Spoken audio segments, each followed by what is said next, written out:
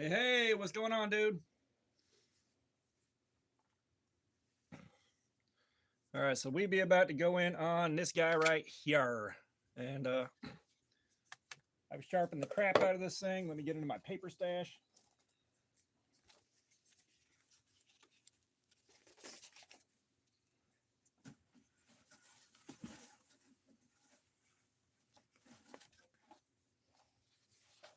Yeah, I kind of figured I'm catching people at work, but this is where I'm off, and like four o'clock, I'm gonna have to be doing my thing. Probably give this until 3 o'clock, and let her run. But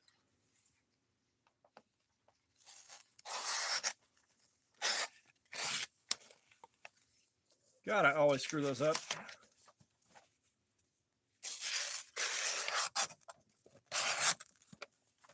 She sharp.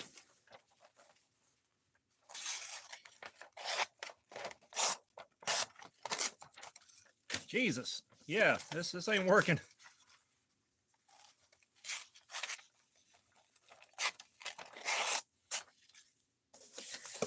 I cannot get that cut to go right today. Well, seven. So it's 5 o'clock for you in the afternoon in Europe. No. Yeah, I. Yeah, man, live. We're going in on this guy right here that I made, and this one's a little bit funky. It's got some stank to it. I was trying to go for a full flat grind with a diagonal swedge here, or a diagonal plunge line. That didn't work out. Part of the reason, Tito, it's part of the reason this thing I quit making knives is I just couldn't get stuff like that to work out. Not with the grinder I have, but oh, not too much, man. Just about to go in on this guy. Let's see how that first cut goes.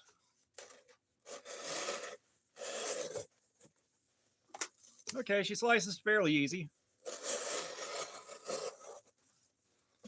It's not the easiest cut, but this is kind of a flat into a pretty steep convex, and it's fairly thin. I did get the distal taper right, but it's kind of a flat slab, and the bevel's like all right here. It's tiny, tiny, tiny.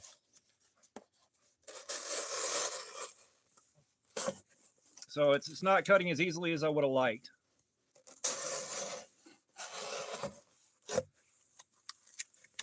Hello, in just a second, I will read you something hilarious from the comments the first time I showed this knife. Um, reflection mustache, maybe. But yeah, let me read you something absolutely hilarious. Because I like screenshotted the comment off of this. Okay, so this dude's like, anyone who has ever studied on knife making can tell those shiny polished first two are steak knives ground down. Stainless is shiny. The other you made with the clip point is an old cleaver ground down. Don't be scared to tell repurposing shit is cool so you don't have to gorge things. So that guy is obviously totally clueless, but I found that quite funny. I didn't bother deleting and blocking that one just because I wanted everyone else to see it. Yeah, this thing does not cut as well as I would have liked on this, but that's okay. So this is 1095. This is something that I hand forged out. I did the heat treatment on it myself and everything else. So it's going to be interesting to see how the edge holds up. When I had it on the work sharp, I got a nice tight burr on it. It wasn't one of those giant snowflake burrs, so the edge retention should be okay. And of course, I had trouble getting that cut on the paper like I always do, so.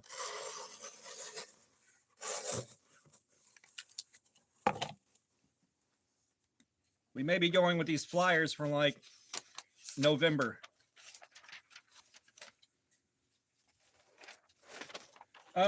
Not case hardening. This is through hardened. Come on. I just can't get these cuts right today.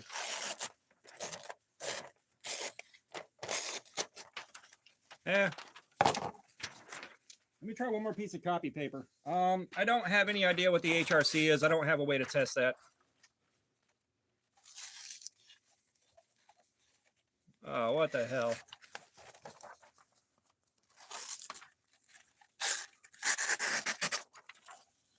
It's already unhappy.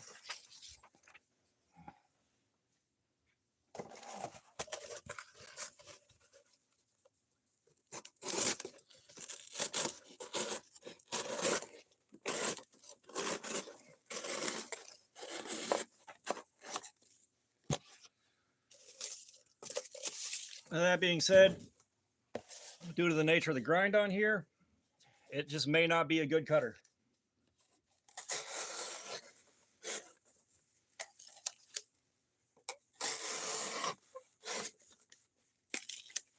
And yeah, I hand sanded the hell out of this before I threw it on the buffer, so you can still see the horizontal scratches on there. Because that was something else I hadn't done before and wanted to try.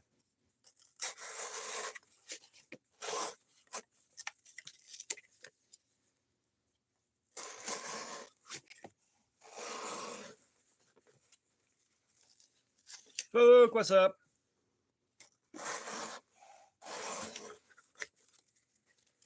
And I'm not going to lie, I kind of thought it would cut better than it is, but this was a very amateur, very amateur knife making job.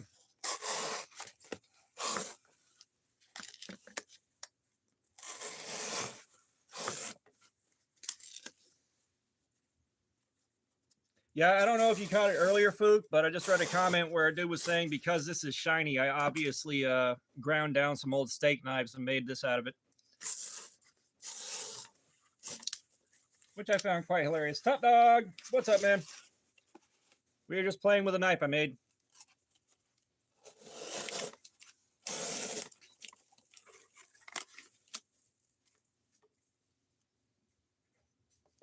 Oh yeah, I know. Like, it's not doing what I hoped it would, but again, like, I had almost no experience whenever I started making this thing. So I made the blank at a knife maker's house that knows what he's doing. It's just I could not get the grind to cooperate. Just could not. This is why you start small. When you start making knives, where is it? Where is it? Where is it? When you start making them, you start with stuff like this. Stuff that's this size. You don't start on the full size.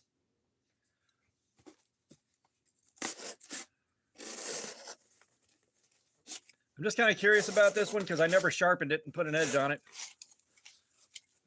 Yeah. It's never been sharpened, so that was funny.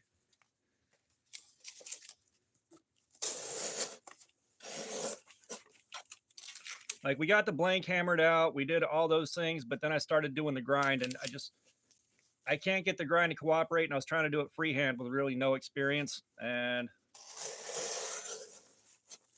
it kind of sucked. But we're going to see how the 1095 holds up. And how my heat treatment holds up. I think I knew enough about the heat treatment to do a better job on this than the other ones I did, but I could be wrong. I may or may not have overheated this in one spot, like the first couple, and then jammed it in the oil. But thanks, man. I think I did this one where I passed it back and forth until the whole thing got evenly heated and dropped it in preheated oil. It's been a good few years, so I don't remember. That had to have been 4 or 5 years ago.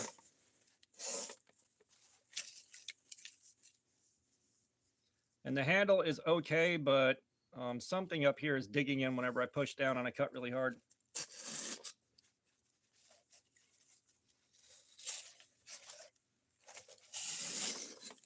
At least it's not squeaking like the last one did coming out of the cardboard. That was annoying. All right, let's try some regular Amazon box cardboard, something a little bit lighter weight.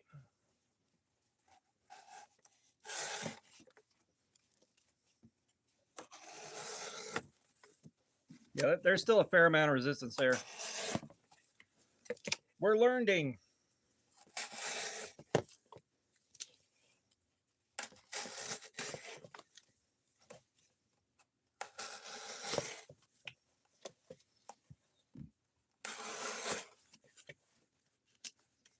So I know Alive and Kicking's at work right now. What's everybody else getting into?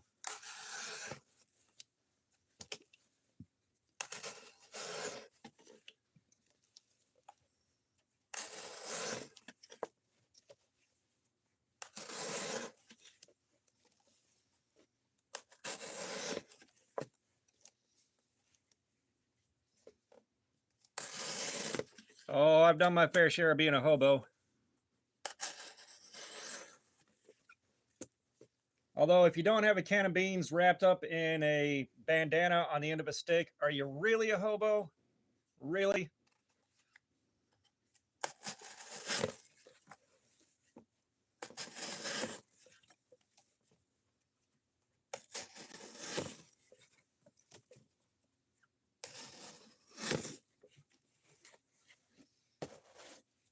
Wow, yeah, these cuts are definitely struggling. Can I actually cut copy paper? That's the question. It's been struggling with that too. Okay, so we're getting the cuts that I got right after I sharpened it. You can kind of see where the edge is kind of starting the cut and then it's tearing it the rest of the way. Oh, ouch. I know the hip replacement results in a big quality of life improvement, but oh, that recovery process is going to suck.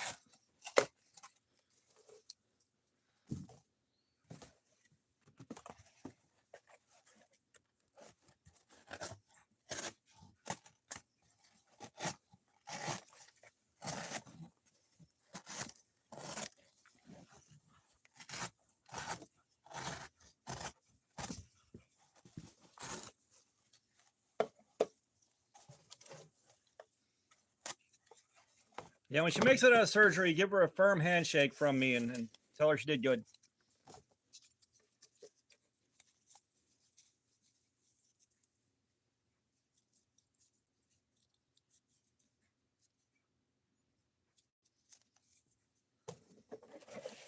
Clearly, you haven't seen the American hobo from the Great Depression and the Dust Bowl area, or the Dust Bowl era.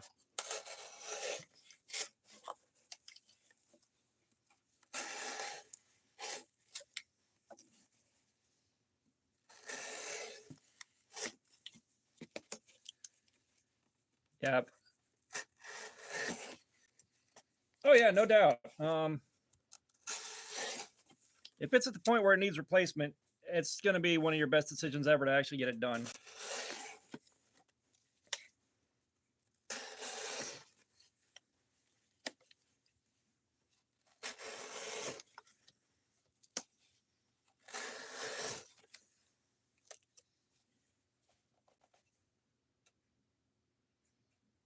Oh man, yeah. Oh yeah.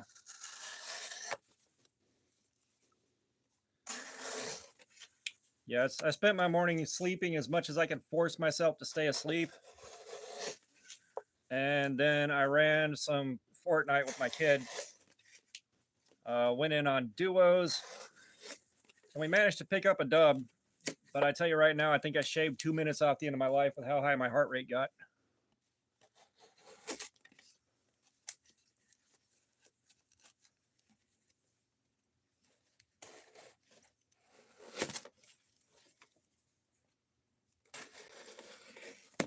Okay, so this is not liking the part with the sticker on it at all.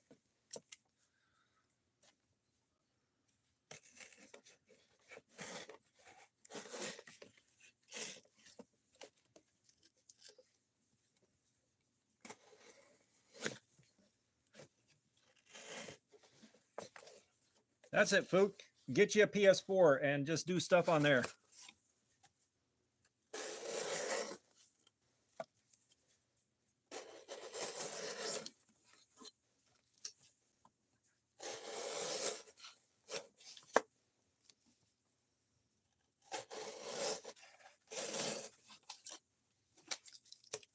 Lame.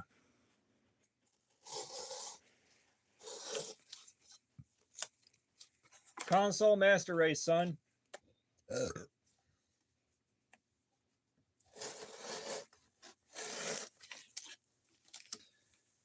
Yeah, closest I've had to anything like that is I had some nerve endings in my back burned off.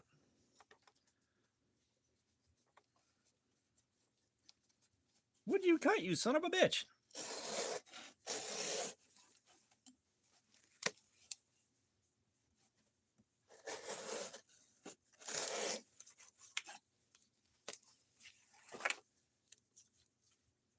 Yeah, no.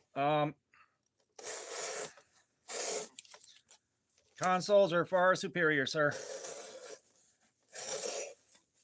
I know what the PC Master Race term is, but nope.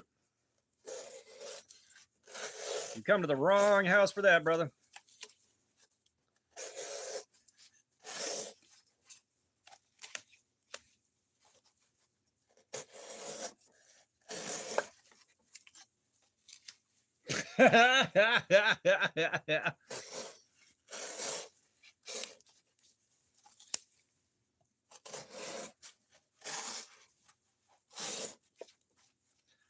Actually, the interesting thing is the advent of internet porn has turned us into a lot of lefties. Like you're sitting there and you got the mouse in your right hand, you're enjoying what you're doing and going to town. And yeah, it's made a generation of left-handed winkers.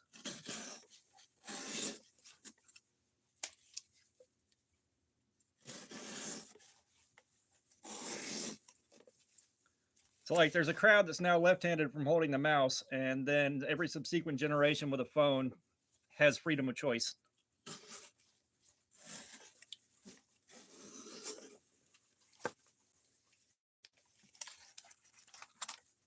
I don't use my feet. I'm not Quentin Tarantino. I enjoy that joke.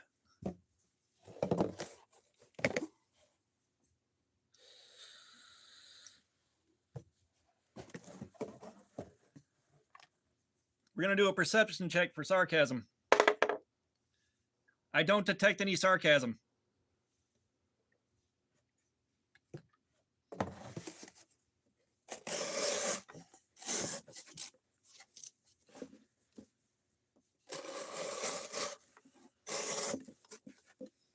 Oh, y'all ain't going to believe this, but I went into work and opened the store up yesterday, and we had a guy call out, and he said he couldn't make it because he accidentally put diesel in his car instead of gasoline, and he had to go get that fixed. That is still the most amazing excuse to not show up I have heard in my entire damn life.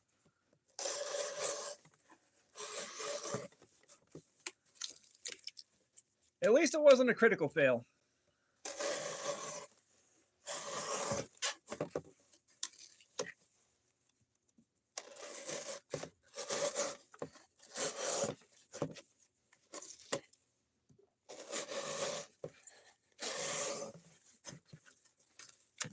Here's the thing, though. Your nozzle for diesel is too big to fit in the filler neck of a car. That's what it's designed for. If he is not kidding, I don't know how the hell he managed that.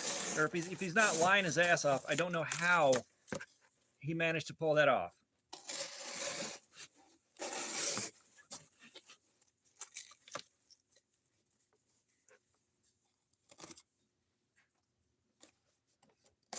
I'm not sure how much the windshield wiper fluid would have really messed up the cooling system on a car, honestly.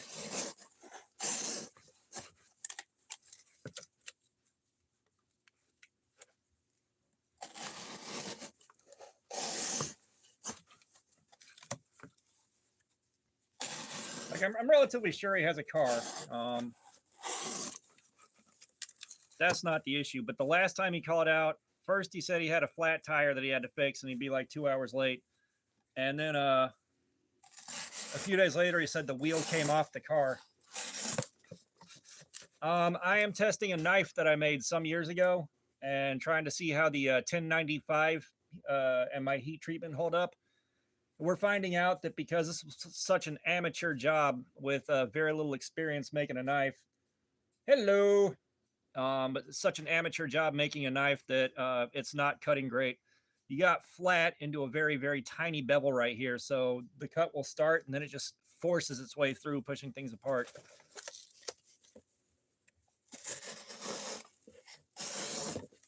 So we're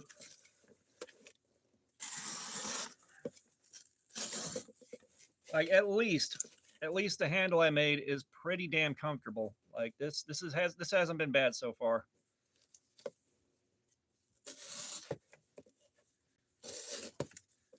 I'm trying to figure out what to test on the next one, which probably be a few days. I don't want to go back to the grinder because this is already hardened steel, and there's not a good way for me to push this grind up farther without tearing the knife up. Yeah, I know I got to get a proper grind on it, or I would. However, the material is also so thin, there's no way to really grind on it more without burning it up. I got no idea what the HRC is.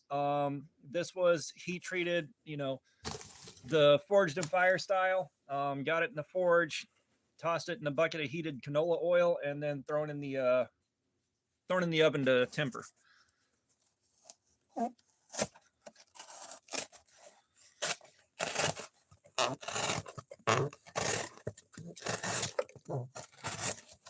And the thing is I made this thing, and then it hasn't really cut anything since I made it. It's just been sitting there in the Kydex sheath that I made for a few years now, doing a bunch of nothing.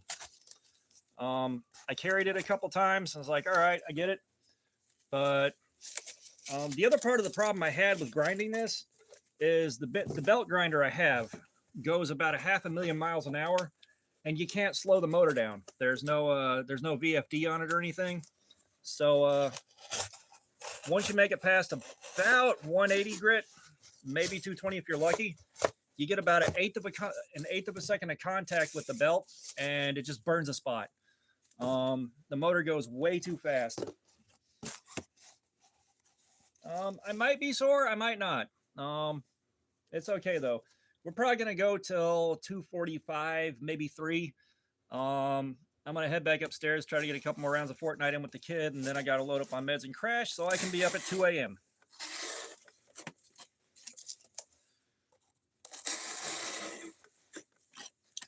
And yeah, HRC is between 40 and 99, exactly right.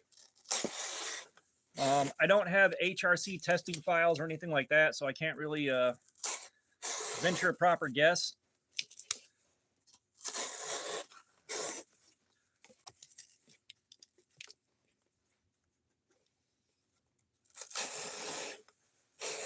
So the HRC ultimately depends on how well it responded to the tempering cycle. You got the, of course, you got how evenly you heated the blade up before you quenched it. And then you got your tempering process. And I think, like, I wish I could remember more about how I went about this one, but I don't.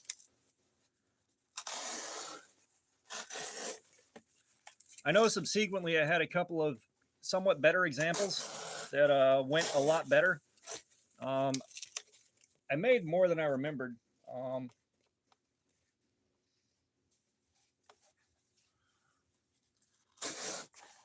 Like, I think I made like 7 or 8 total. The last one that I really spent the time on and got completed, except for the handle, I made for a friend of mine. Like I got the steel down nice and thin. I got a pretty even Scandi grind on it. I got it buffed up to a high shine.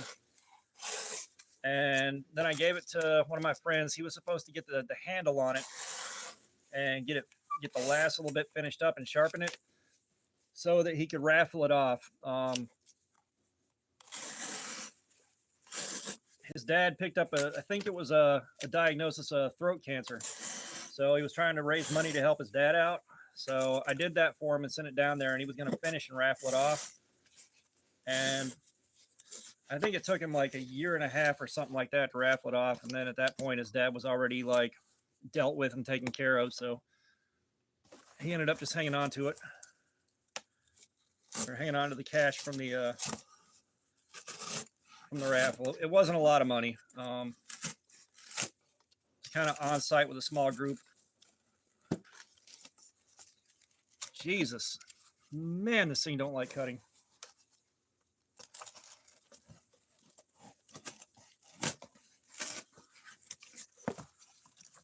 Whoo! We learning.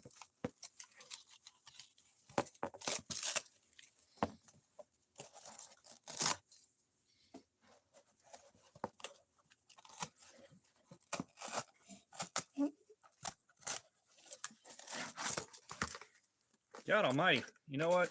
I don't need to finish that cut after all.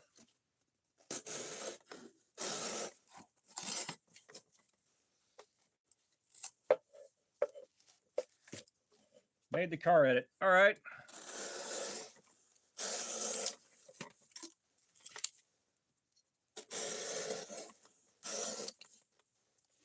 So you actually went in on what, the 1998 Nissan Altima? It doesn't let you post links on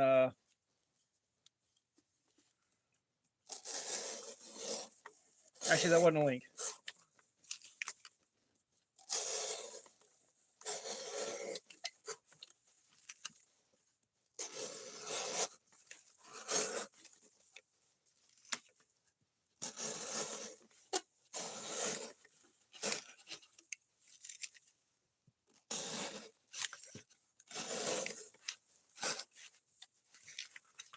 Man, this thing hates cutting. Whew. I thought I had done so much better on this. And like, I took it in on the work sharp and got it down to that finest belt. I got it down to that super fine belt. I put it on the buffing wheel to really get the burr knocked out. I stropped the piss out of it.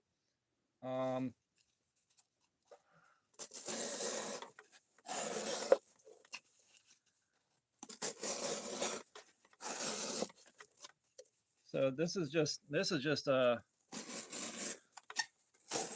bad edge geometry. I'm assuming this would probably be good for like bushcrafting stuff and things like that, but even that, like batoning and like hard cuts and stuff like that, it definitely wouldn't be good. Might make good feather sticks.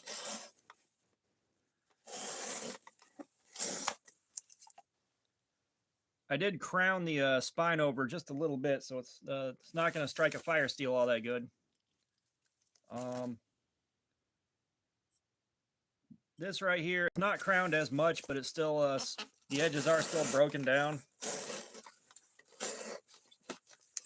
God.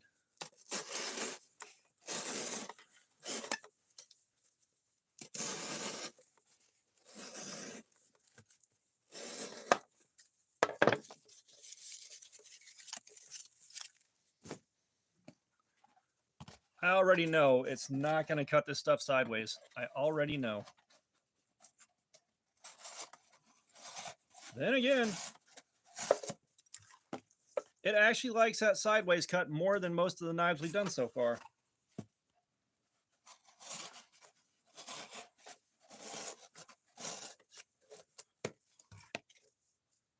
I'll be damned. We found a cut that it likes, kind of.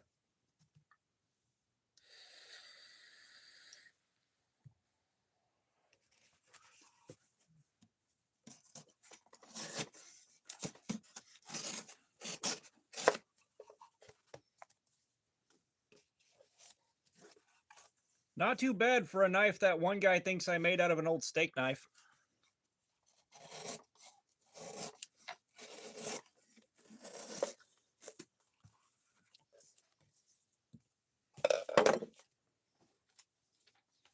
Okay.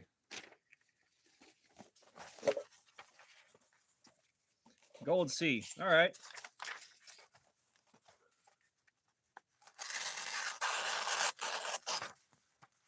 Okay, so the edge hasn't started wearing yet. It's still doing the same thing it was. All right, so we got some good news there. The edge is holding up all right so far.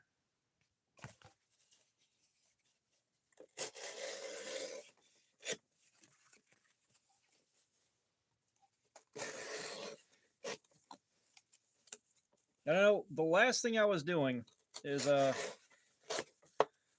friend of mine that I was going and seeing on a kind of regular basis He was doing a ton of grinding and a ton of everything else, but he had no respirator. So I forged him out of knife blank, and he forged me out of knife blank. And I bought a grinding jig to make life a lot easier and maybe be able to pass this thing across the grinder fast enough to not overheat and burn a spot on a heat treated blade.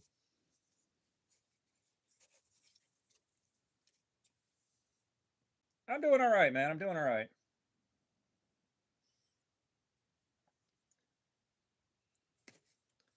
I'm doing okay. I have not seen Venture Brothers in forever, and when it got to the point where they were buddies with the Monarch and doing shit with him, I was like, nope, this fell apart. They ran out of ideas. But yeah, dude, I'm doing good, man. I dropped into Fortnite with my kid, got a few rounds in. I actually picked up a dub with duos. Like we've been consistently getting about 5th place the first handful of rounds, and then I finally hit one where we didn't get zapped by a Smurf. And it's not like I'm all that good at it, but I was just good enough for the lobby we were in. And I also picked up a gold automatic shotgun and a purple AR with a red dot. So I was not untouchable, but close.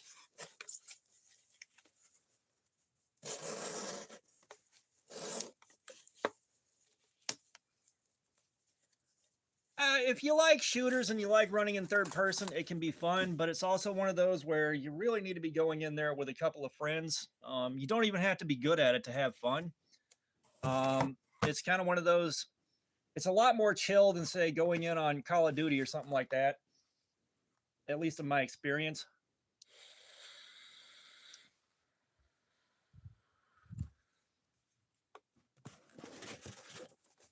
You know, it's just the hard part is if you don't have a good you don't have a good team with you that you enjoy playing with, or you got guys that are going, you know, super aggro and hot dropping and making sure they do everything that doesn't work for your team, it can get old.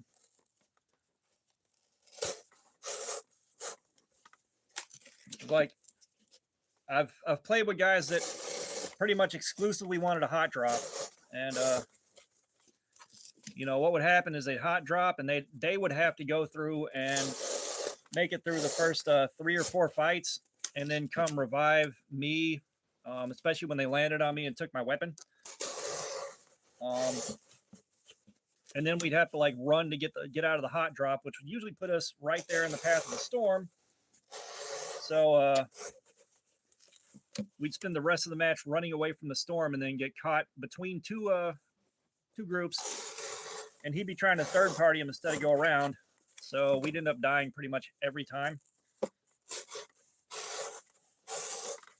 I don't think it clicked with him. Like him and his buddy were good enough that they had a pretty high MMR. I did not. So they had me in lobbies I had no business being in, and I couldn't provide any support. Like I died pretty much every time I ran into any kind of a real person, unless I had just the right loadout and just the right little bit of luck.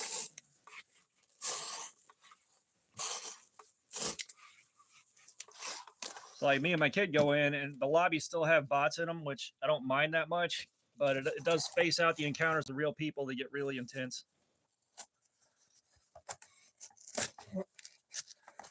Jesus, come on.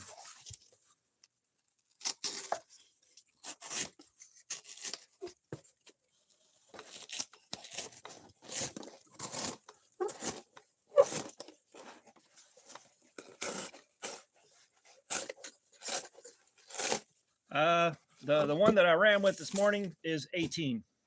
My other kid is 21.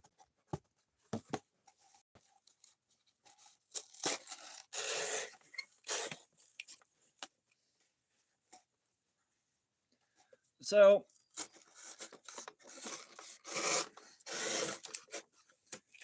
I mean, depending on how old your kid is, they probably already know every swear word in the book.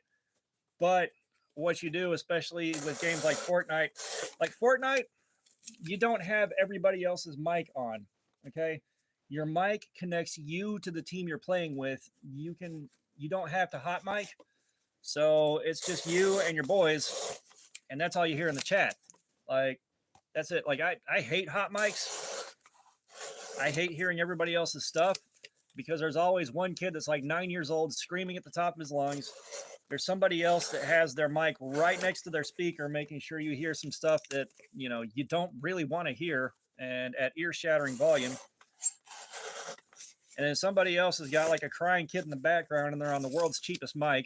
But yeah, hot mic is awful, but you know, all he's going to hear, unless you like go in and I think turn the settings on for hot mic, is the guys he's in the team with. So you really don't have to worry about the language on Fortnite. Really, any shooter you play, you just turn off the hot mic. All you hear is your team. I think a lot of them, the setting is like team chat only.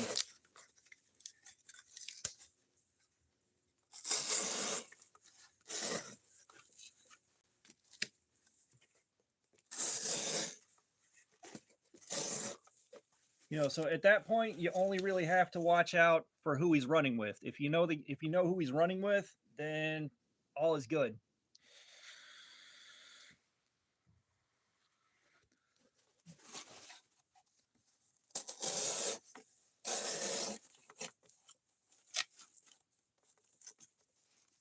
Yeah. Yeah, I just set it to team chat only.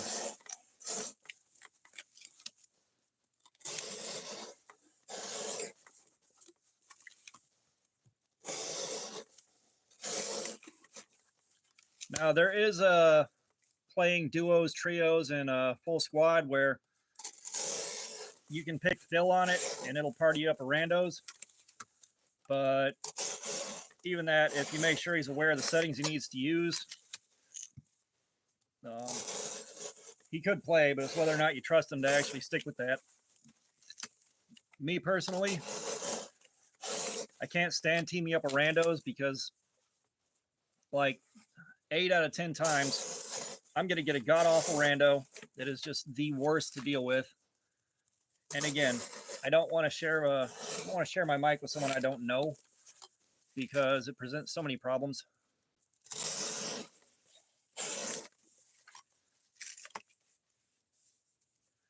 Yeah, randos are the worst.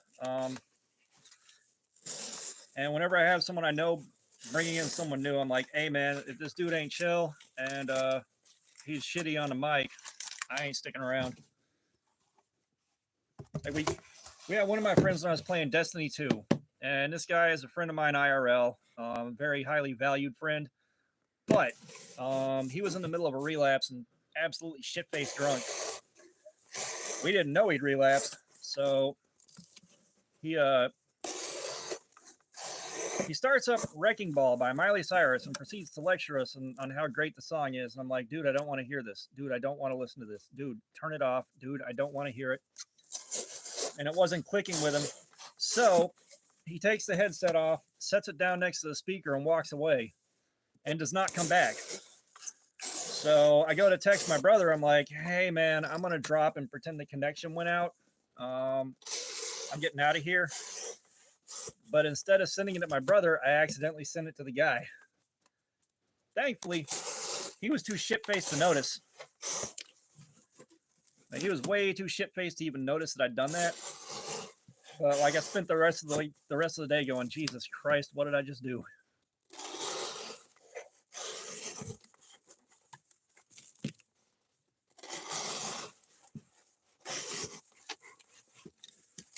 And another time on Destiny 2, in our raid group, we had a guy, younger guy, I think he was like 12 or 13, but he was calm on the mic. He didn't do squeaker shit. He didn't start screaming at the top of his lungs and blowing your ears out, nothing like that. He was pretty chill. However, every once in a while, right?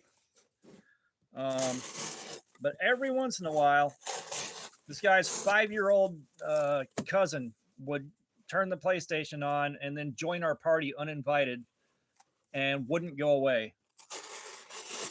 And like, the kid's just sitting there being annoying. And I'm trying to figure out whether I want to like get rid of this kid without being a dick or just tell him to go away. And then like my buddy Lewis is like, "Hey, buddy, what's your favorite shape?" just screwing with the guy. It was great. I miss gaming with Lewis. Like out of nowhere, he'd be like, "I got to use the bathroom. I'll be right back."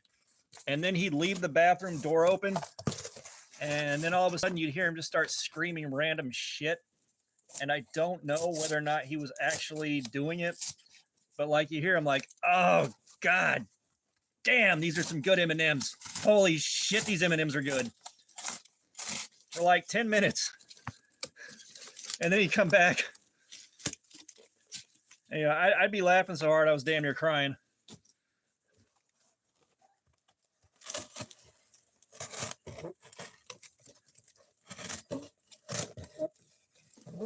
But that guy was kind of in his own universe. Like we had a mutual friend, a guy named Ben, and Ben, they hung out constantly, and they were pretty regularly at my house. So we had all kinds of like misadventures. But at one point, Ben's mom is having the master bathroom remodeled. So the only bathroom they have access to is a really tiny one that you could literally reach out and touch both walls while you're sitting on the can. So one night, Lewis decides to cook, and he takes an entire bottle of Fleet laxative and dumps it on the chicken they're cooking, or that he's cooking. Now, Lewis is not one to cook, so Ben's like, "What are you doing?" "I'm cooking." He's like, what are you cooking?" He's like, "Lemon chicken." And Ben didn't really trust him. So Lewis sits down and eats a whole serving of that lemon chicken to convince Ben that it's safe. And they spent the rest of the day, and I think a bit into the next morning, fighting to get into that bathroom. And I cannot imagine, 1, the smell, 2, the sounds, 3, having to wait for it like that. But I mean, they went in like he's a dude. And at one other point, like a different day, Ben loses track of Lewis in the house, and all of a sudden Ben hears singing from the back of the house.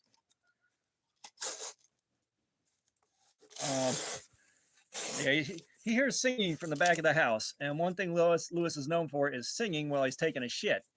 So he knows something is up and goes running to the back. And Lewis is sitting there on the hole in the floor over the pipe where the toilet used to be but has been removed, shitting his brains out straight down the pipe. Like that was amazing. Like,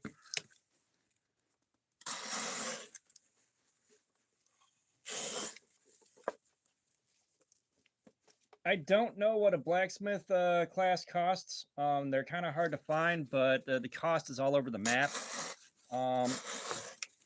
Most of my stuff that I did, I learned from watching YouTube and hanging out with some guys. So I wasn't really ever paying for classes. I ain't have that kind of money. But I know they can get pretty pricey. I think it really depends on how well known the blacksmith that you're working with is and what kind of reputation they have. Because I've seen classes go for like 120, 150, 100, over $100 a session.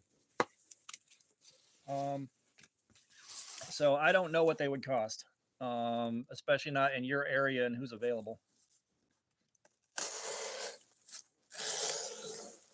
But yeah, at one point, I built a ladder out of scrap wood so that I could get up on my roof with a leaf blower and clean out the gutters on a fairly regular basis. We had a big ass oak tree with it dropped massive acorns.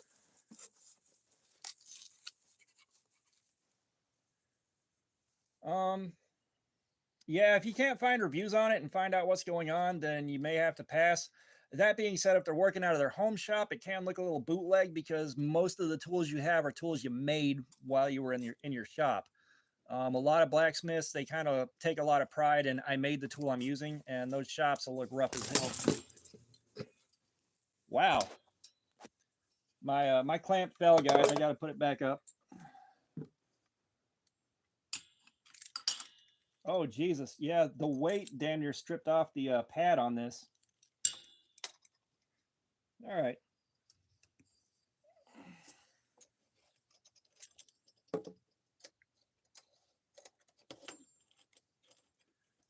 We are experiencing technical difficulties. Please stand by.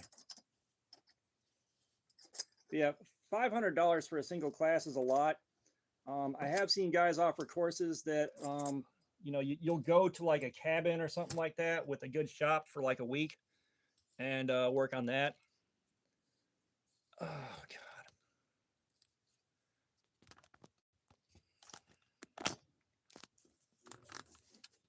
And those can get really expensive really fast. But yeah, like I've seen those where like you go for a week and you're in a nice shop, you got all this stuff going on, like you spend the week there and leave with like a finished higher end project, like $1,200. Like for $500, you better be like making a knife start to finish with your own hands, and that's going to be multiple sessions. But yeah, so I built this ladder to go up on my roof, and at one point, Ben, Lewis, and another friend are all hanging out there. And Lewis sees the ladder and he looks at it and he's like, "What's that?" And I thought he was trolling me, like he'd never seen a ladder before, but apparently he genuinely wanted to know. And I'm like, "It's a ladder, dude." He's like, "Can I go up the ladder?" I was like, "Yeah." He's like, "Is it safe?" So I leaned the ladder up. I climbed up to the roof in like 2 seconds. I'm like, "Yeah, dude, it's good." So he climbs up there.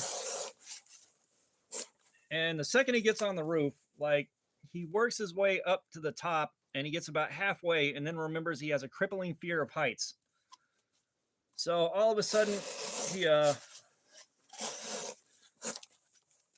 he basically just lays flat on the roof with his arms and legs as far out as possible.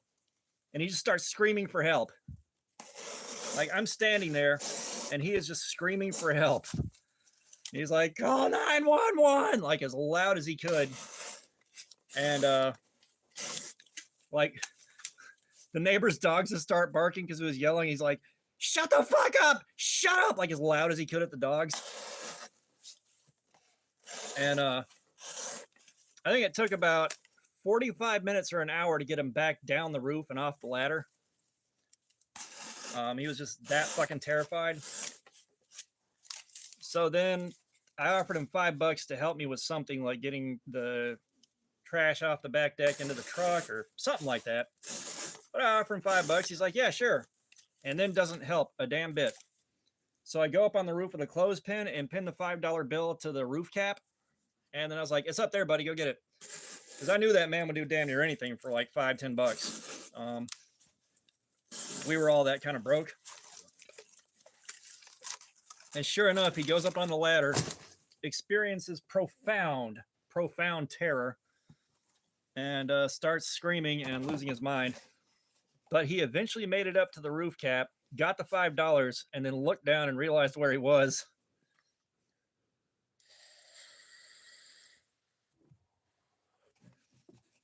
He froze up again. To his credit, it only took him about 20 minutes to get down to the ladder. And here's the thing, the roof did not have a steep pitch, or I wouldn't be up on it. It was a very lazy pitch, very easy to walk around on, very hard to slip and fall on. So that wasn't the problem. He was just fucking terrified of heights. And he finally got down off the ladder.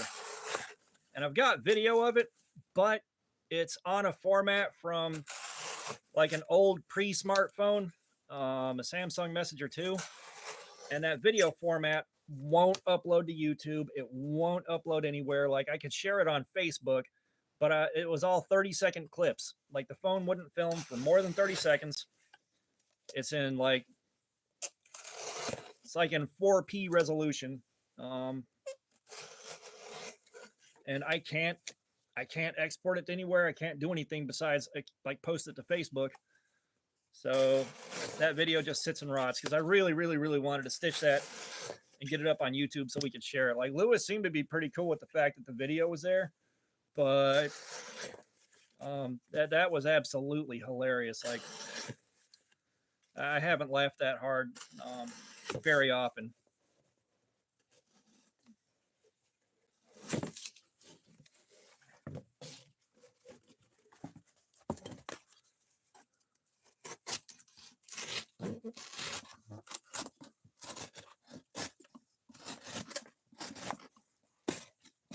I mean, he did so many things for shock value too. Like he really genuinely did not care. There was one time, it's like I met him through playing Magic the Gathering, and he was a lot younger than I was, but you know we were into the game and we vibed out pretty good. But we're sitting there with a guy that I know casually, like I bumped into him a couple of times, and he's standing there with his wife. And I don't think Lewis understood that that was the guy's wife. But she walks up to him and she's like, I got to go pick up the kids. And he just turns around and goes, what, you don't believe in abortion? Like right off the rip, had never spoken to her before.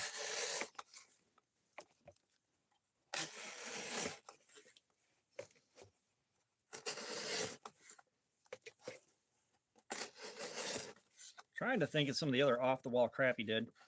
Like the only real problem I have with him is he liked making racist jokes for shock value. So he would do that at my house, and I have no room for that in my life. So I was like, dude, keep that somewhere else. I'm warning you. So he wouldn't quit. So I got one of the cheap airsoft guns that was spring powered, but it still hit really hard. Like, you know, the first thing I did when I got it, it's kind of like when I tried to do the electronic fence for the dogs I had at the time. You know, before I put the collars on the dogs, you know, I held one in my hand and walked across the fence to make sure it wasn't anything too crazy. It wasn't too crazy, but it was definitely uncomfortable.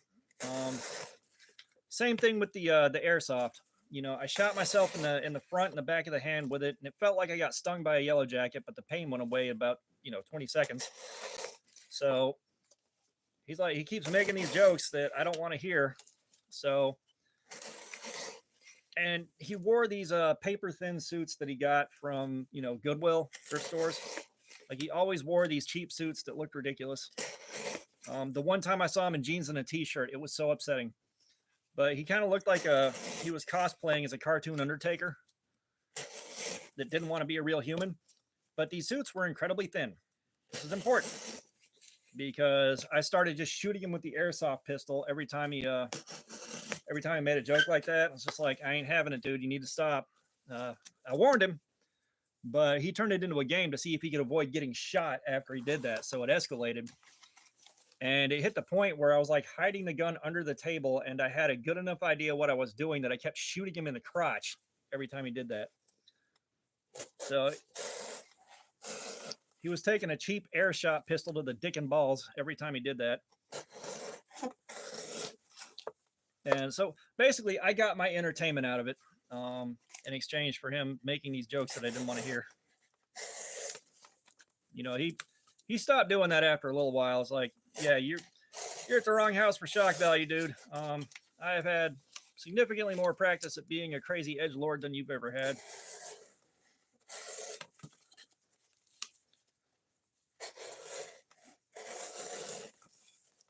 Okay, so we're still slicing all right here.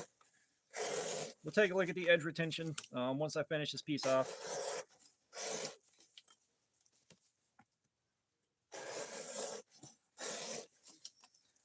But yeah, Lewis lives about a 2 to 2.5 hour drive from here, so I don't really see him anymore.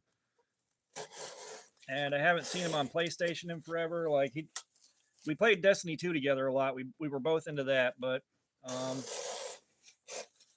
like I started playing Tiny Tina's Wonderlands, and that game wound up being a massive disappointment. If any of y'all have played Borderlands, you know what Borderlands DLC is all about. That DLC is phenomenal, which is what Wonderland started off as, was DLC for Borderlands. And so we go in and play that, and of course the DLC on Wonderland was just basically a little arena where you do an encounter with enemies, another encounter with enemies, one more encounter with enemies, and the second two encounters have some kind of puzzle-like thing to them, like shoot these things to line them all up and stuff like that. And then a low-level boss. And that's all they kept adding was just those. And then the only thing to do end game was this thing. It was random encounter, mini boss, random encounter, mini boss, random encounter, one of the game's bosses. That's all you do, and you just crank up the difficulty. So that got real old real fast. I was very disappointed by it. The rest of the game, fantastic. Like, you know, I loved the D&D element thrown in there, and I loved how it was done for the most part. But yeah, they really underdid that one. They did not do what they needed to make that a proper game with the proper DLC. So like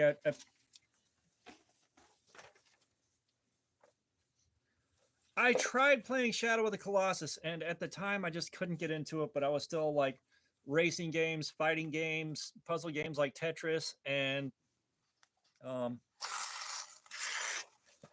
the hell else was the other one? So we got, I think, a little bit of a dull spot showing up where I may have burned the temper on the blade off. Or do we?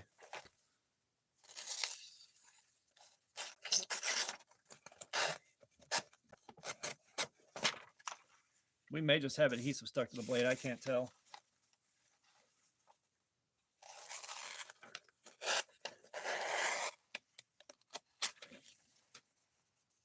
We've either got dulling or adhesive stuck to the blade, but it's still holding up okay. I don't think I ever had a what was it? Arachnoid, whatever it was. I had an Atari, but I could never get it to work with my TV.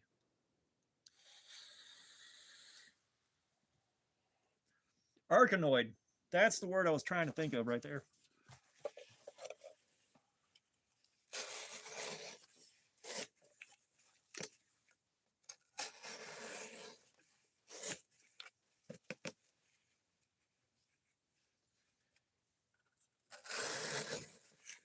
We didn't get the ZX Spectrum out here in the States. That was one that we missed out on. There was like a few of them, basically the consoles that were basically miniature computers that took cassette tapes or discs. We never got those out here. I think part of that might be Atari crashed, straight up crashed video games here in America. Like, they almost completely killed the video game industry in this part of the world. The releases, they started getting shittier and shittier, and E.T. was so shitty it wound up getting buried in a landfill, and everybody thought that was just an urban legend until they actually dug them up.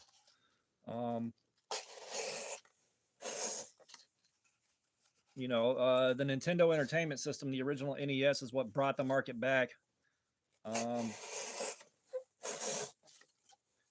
between the Atari and the NES, the industry was just toast.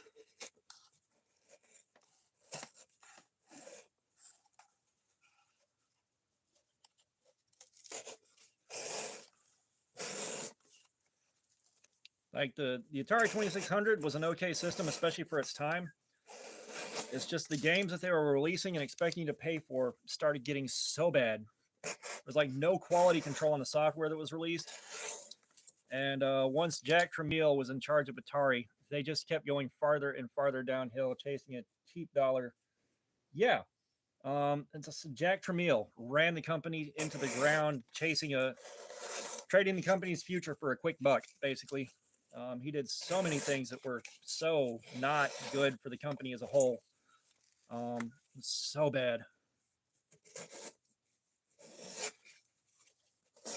And currently, Atari is owned by a totally different company that just changed its name to Atari whenever they bought it.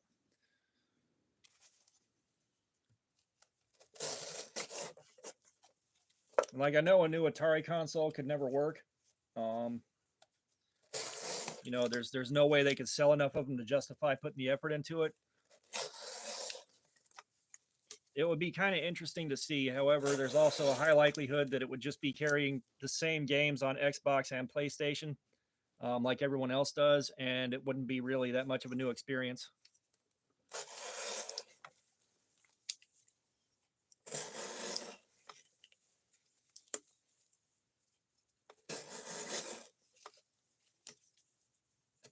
Yeah, I think the most off the wall old system I had for years was a Vectrex. And if anyone's played that, it is definitely an interesting beast. You have vector laser graphics. So you had a really nice, you didn't have pixels. So that made it a completely different beast as far as what everything looked like.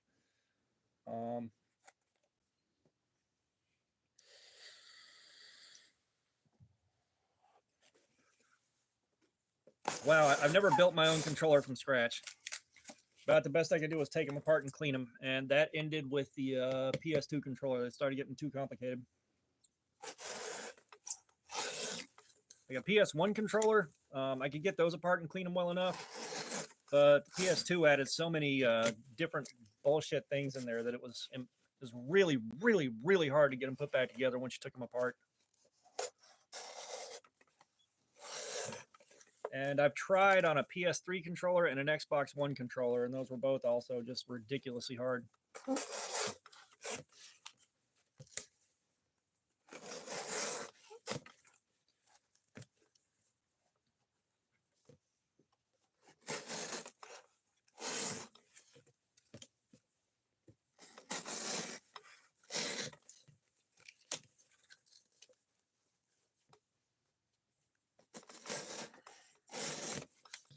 I tell you what we need.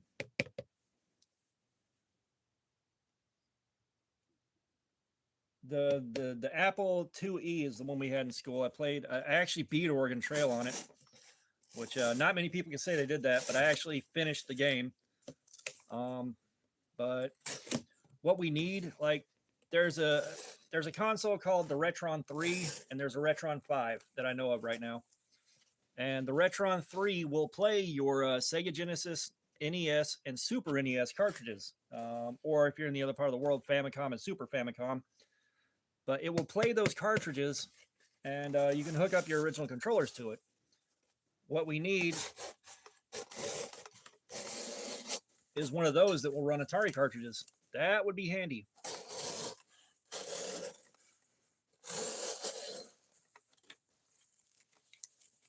But yeah, the Apple IIe, that was basically what they put in the schools I was in like 89 to 92. So we had Oregon Trail, we had Number Munchers, and Odell Lake that I can remember.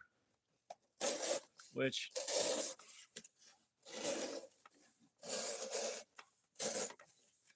well, like, here's the thing.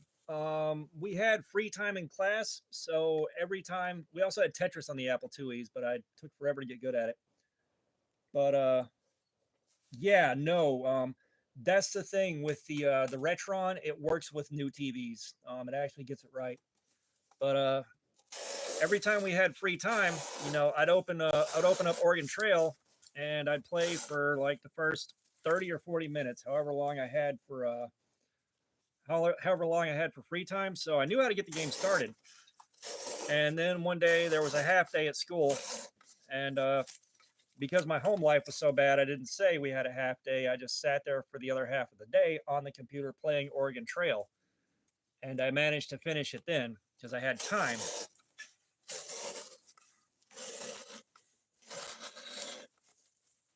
Because I got words are hard. I got good at setting up the start of the game, and I'd usually make it to a little bit past the point where you shoot all the buffalo, and I got really good at that part too. And that'll make or break you. If you can kill enough of the buffalo to get loaded up on food for the rest of the trip, you kind of got it made. When you hit the outpost, that's one thing you don't have to buy.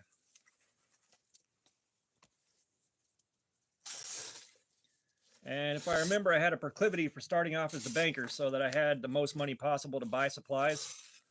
And that's what I do. I'd buy up supplies and get everything loaded up to get through the first stretch, and then the rest of it was just basically survive.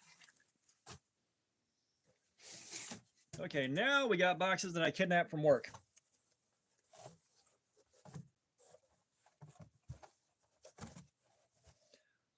Somewhere upstairs, I've got like a handheld dedicated Oregon Trail game. It's in color, it's got sound, and I played it for a minute and then kind of just lost interest. I'm like, I'll pick it back up later, and it's a couple of years later, and I still haven't picked it back up.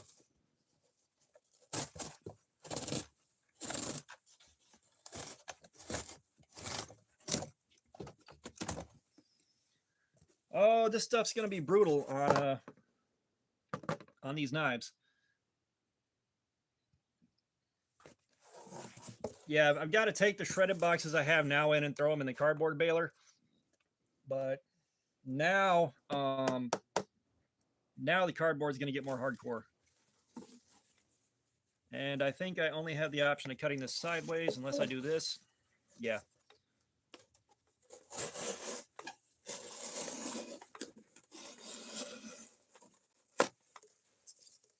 Yeah, like, so a lot of my game experiences are from the NES going forward. And we did have a ton of PC games back then on the 386 and the 486. And I remember one game that I haven't seen in a long time, but I remember playing a lot of every time I had the chance, was like Mega Death Race. And like they had the weirdest prizes when you won a race, like, you've won a genuine Scottish accent. I'd buy one for myself if I didn't already have one. You know, just goofy crap like that.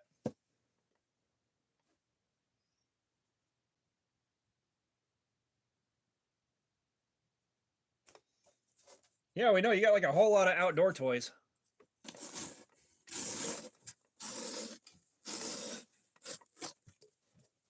But given how like rough and how difficult my childhood was, like games were definitely a welcome respite.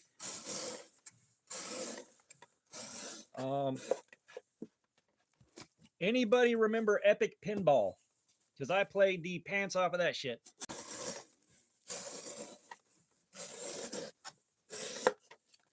Because the Epic Pinball demo was shareware, so you could play all you wanted, like the first 3 tables,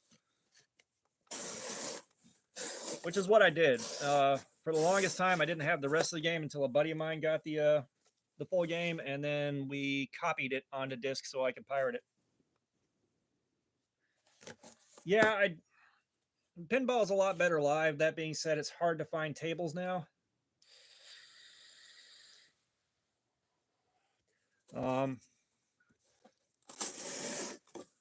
Like there's a spot near me. It's an arcade. You just you pay a cover charge, and then you don't have to pay for the games.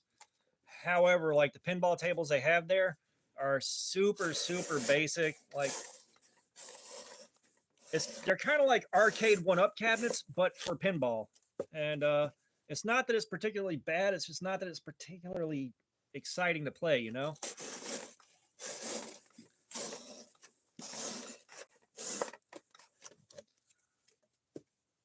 Like I've got an arcade 1-up cabinet here, Street Fighter 2 Championship Edition, and my brother got that for me before he wound up not on speaking terms, and like I'll play that. But you also know, oh yeah, like I don't know how to repair a table, and I'm not gonna start trying to figure that out. But you know, it's like all the arcade 1-up machines are the exact same thing, just with different software, and it was kind of like that with those pinball tables. Like the tables themselves were built a little different, but they all felt the exact same when you played them.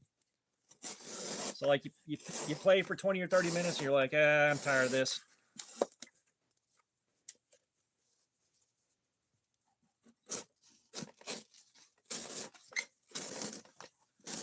And I don't think even in need of repair that pinball machines or arcades are super cheap out here, just because they become a thing that's trendy.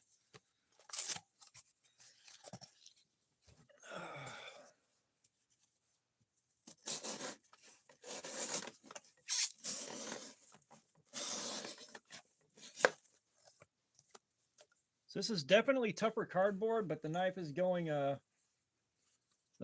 through it a little bit better than those old Amazon boxes.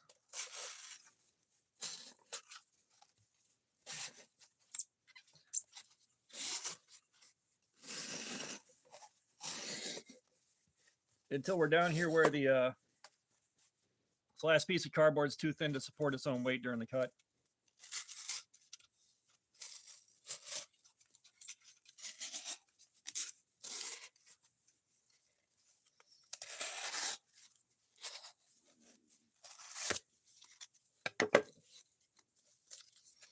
Yeah, it's just my dad was into computers, and he was into computers for years before they took off. Like, he had the Commodore 64, and he had magazines come in that had the games you could program in yourself. Like, you typed all the code in yourself and saved it to a cassette or those big ass floppies, and then he actually designed one or two of his own games.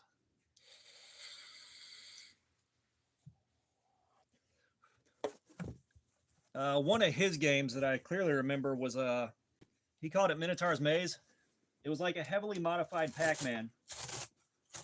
You had a much larger maze, and instead of ghosts, you had a non-player character that was going around also taking pellets. So your goal was to, one, not get hit by him. He couldn't touch you. And two, you had to have more pellets than him at the end of the game when there were none left. Which I beat it a couple times, but I was a little kid, so it wasn't that many wins.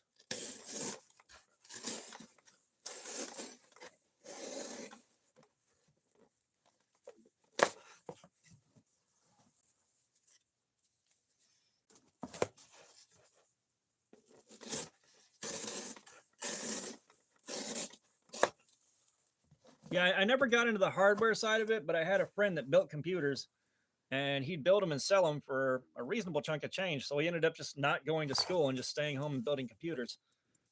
So at one point, when I skipped school for like 6 weeks, I spent most of those at his house, unless his mom was going to be home that day. And then I just walked around bored as hell, not being able to find much of anything to do.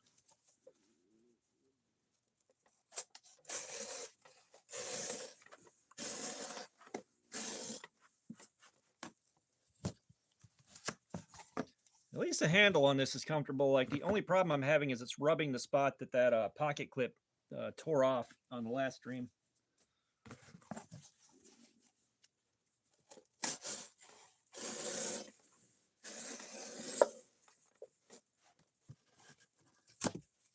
And of course, the computer I had was an old 486 after Dad got a Pentium, and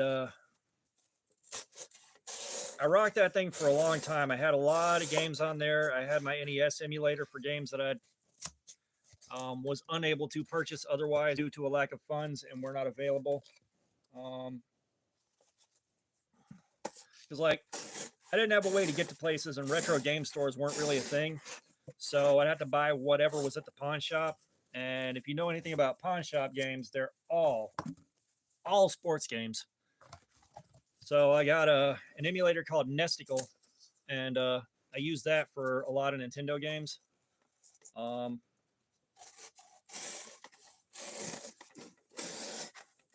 of course, I have my modified Wolfenstein 3D on there that I did with the Wolfenstein editor.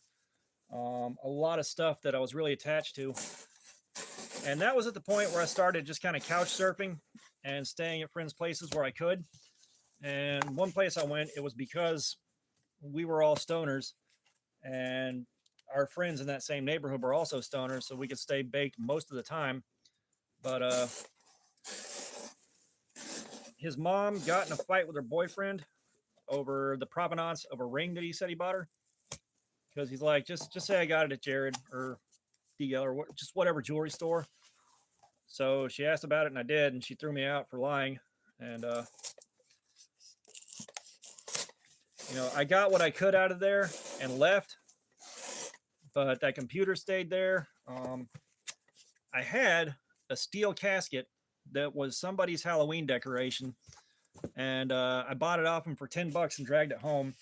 And I stood it up and hung a rod in between the top set of handles, and I just hung my jackets up in that thing, and it was covered in bumper stickers. And I still miss that thing, but that stayed there too, and I think they got rid of it. Somebody else bought it from them. So a lot of that stuff is just, it's lost to the ether. It's lost to bad decision making.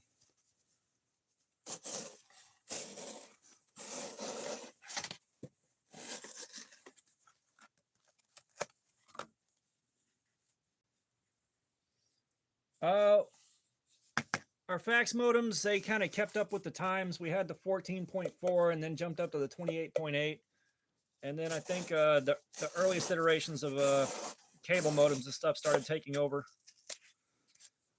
That was also after the 36 36.6. Yeah, no,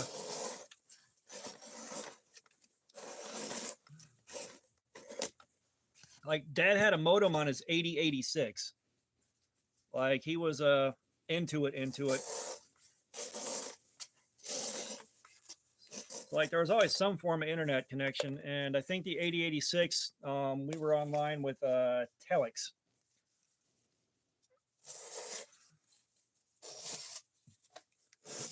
So I remember I went like 14 to 28 to 36K on the modems, and we kept up with that. But I had gone to the couch surfing and stoner days, so I missed out on whatever came after the one that started like, or it was something 36, 48, something like that. But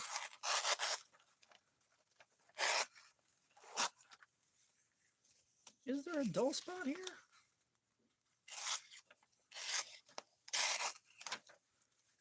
Yeah, it feels like I got a dull spot up at the tip. Yeah, it's dull.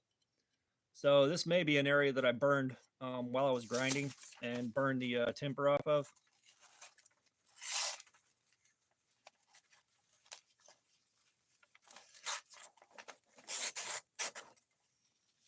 Yeah. So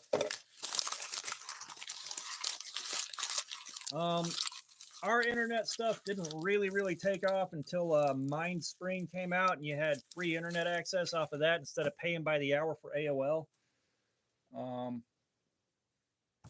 And that's when like internet usage really became an easy thing for me. Like using Telex was ridiculously obtuse and complicated.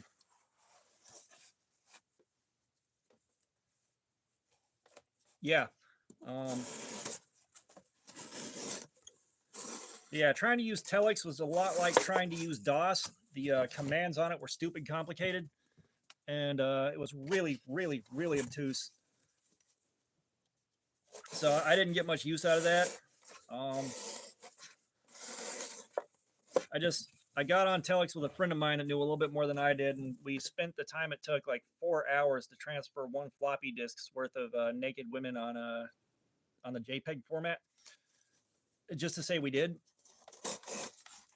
But that's about all the use I got out of Telex.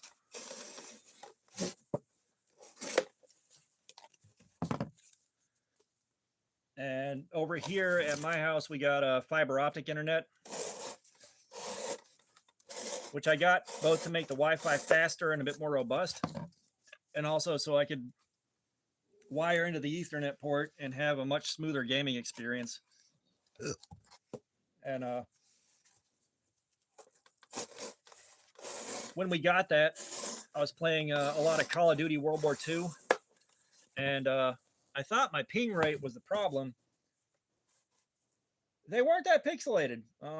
We had a decent graphics card. Like they were definitely grainy compared to today, but they weren't that bad. Because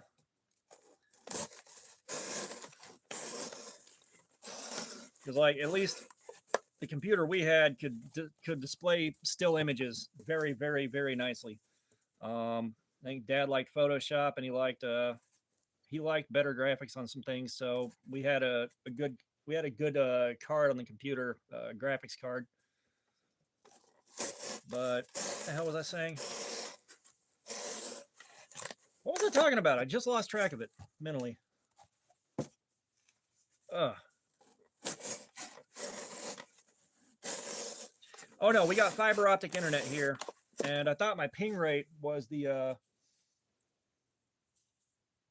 right, but yeah, I thought the ping rate was the issue, but apparently the faster your connection is and the higher or the lower your ping is, the worse hit detection gets on that game. So like we'd be in hardcore where it just takes one hit to knock someone out, and I'd clip dump somebody at damn near point blank range.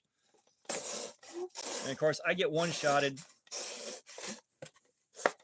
and their kill cam just has me running up and not shooting yet.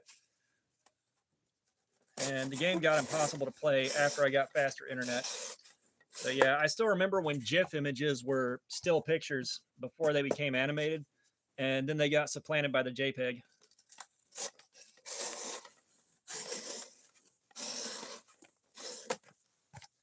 The GIF files were definitely a lot lower resolution than the JPEGs.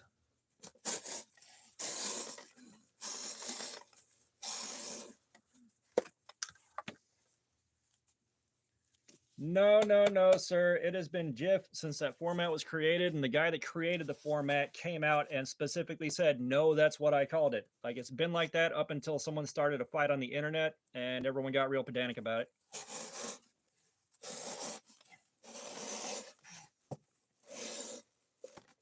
People tend to forget that there is such a thing as a soft G.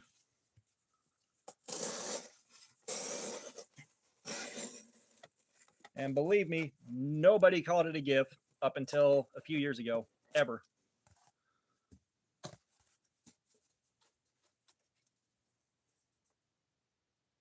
Oh, Jesus, man, that sucks.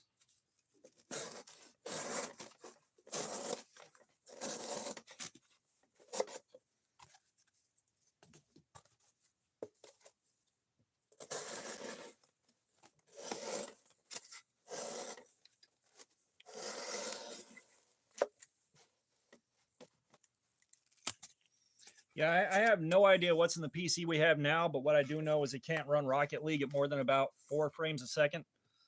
That's not even an exaggeration. I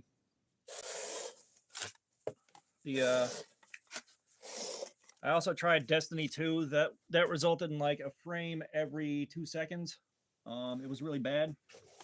So it's just used for basically paying bills, and occasionally I'll like watch something on YouTube on there, or I did just kind of set it on YouTube and repeated videos for my blacksmithing friends to help their runtime so that it'd make it easier for them to live stream.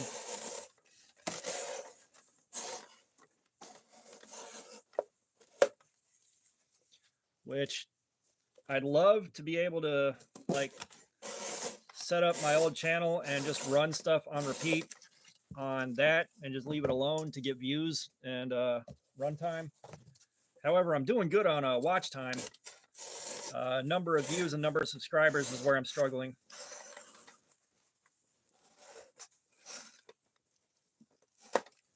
Yeah, like I know we didn't have the Pentium long at that house before I took off, and just I was looking for places it was safe to stay high.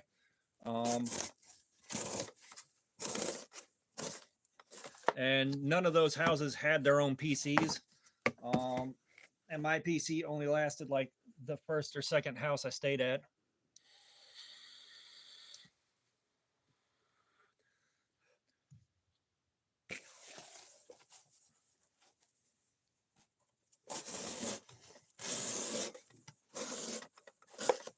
Yeah, I think our first Pentium that Dad got was a Pentium on Windows 3.1.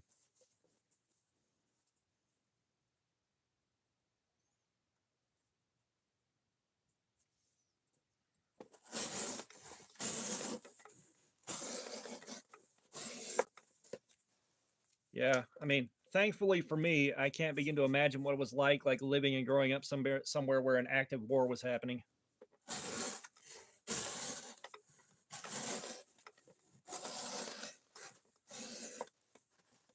Yeah, unless you knew how to build a computer from used parts, basically, they were stupid expensive. I mean, even now you can still spend $4,000 or $5,000 on a PC.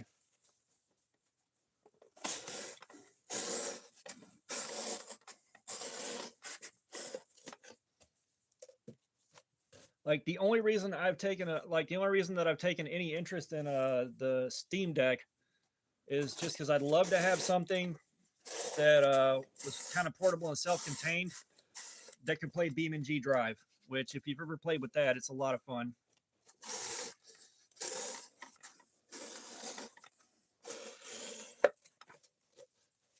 Like my laptop was able to run BeamNG Drive for a minute, and my computer actually did an okay job with BeamNG Drive for a minute. I haven't tried it in a long time, so I don't know how it would do now. But I'd love to have something like the Nintendo Switch, that handheld that could run BeamNG Drive, and just run that.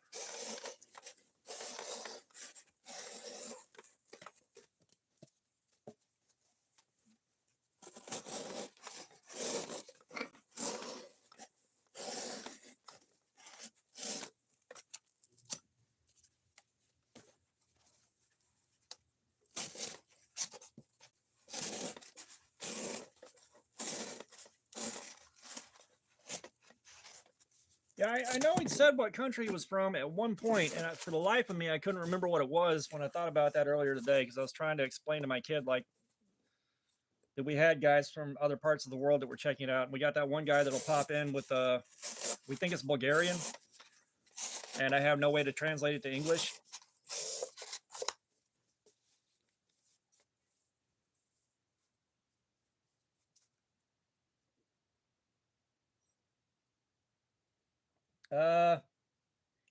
Yeah, we have low enough wages here that a lot of people are working for less than $2,000 a month too, and having to work 2 to 3 jobs to be able to pay. I didn't speak Bulgarian. Okay. Yeah, we never could figure out what it was. But yeah, like we got guys that have got to work 2 and 3 jobs just to pay rent and survive. We're at the point right now where we need a second income, but if my promotion ever happens, I'll be making enough after that, then we can be sort of comfortable and have the bills covered. Just waiting on that to happen.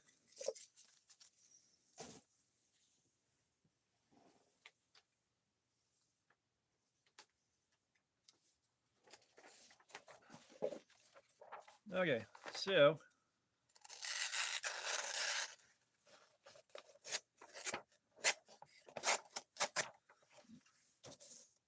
yeah, I think the edge is starting to go.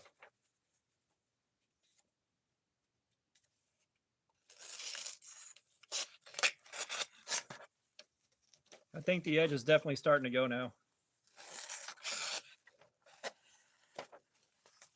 Yeah, so we are learning that my heat treatment was definitely not the best on this one.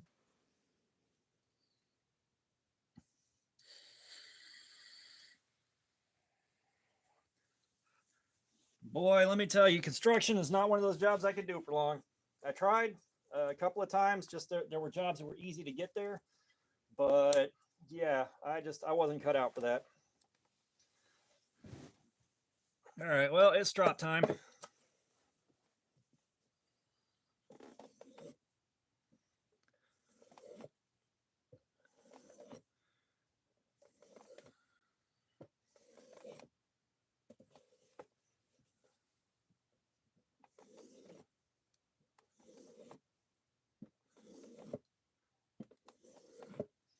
So we got an hour and a half out of this before the edge started to go.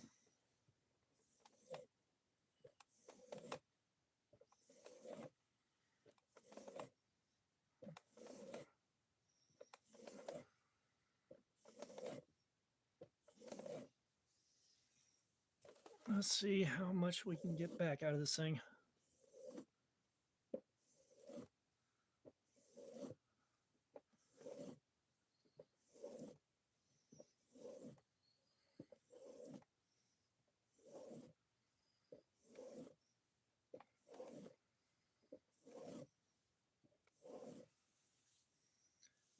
So this did about as well as the Ozark Trail Knife did.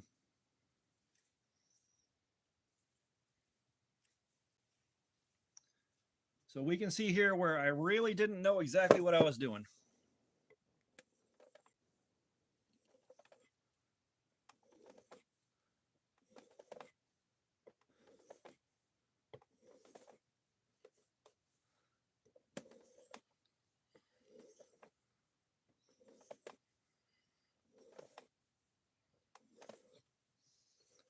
So I'm definitely not too proud to say that this did not turn out as well as I thought it did.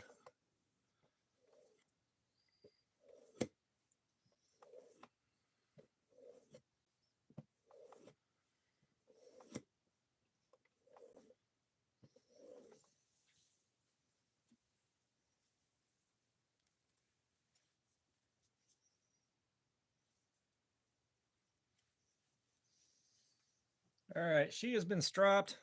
We have wiped off the excess polishing compound. See if we got any results there.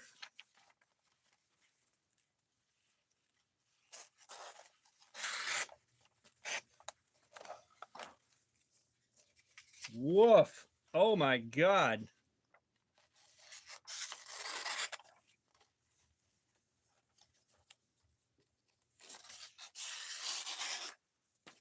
Okay, so we kind of got it close to where it was when we started. It's just the edge geometry on this does not like this paper cut at all.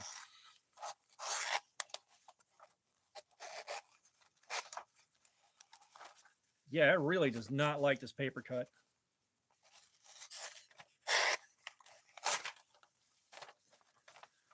All right.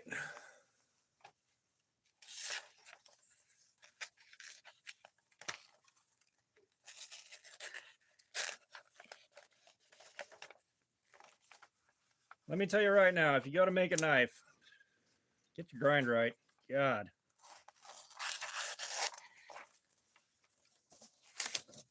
Okay, so yeah, we're basically right back where we started. Man, I thought I did better on that heat treat, guys.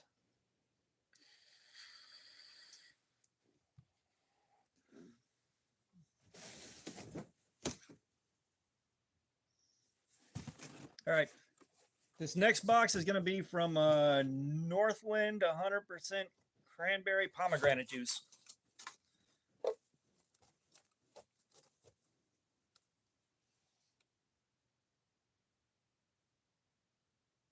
Man, chat went quiet. Jesus, guys.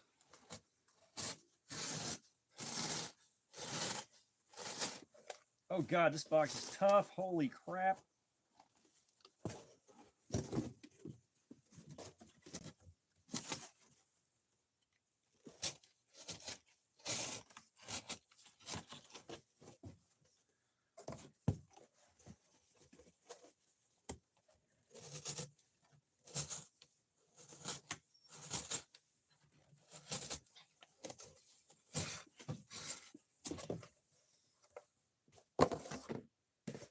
Okay, so this hasn't held up so great. I'm going to switch over to a Super Budget Showdown knife. We're going to see if it's this cardboard tearing it up or if this is just a bad heat treatment.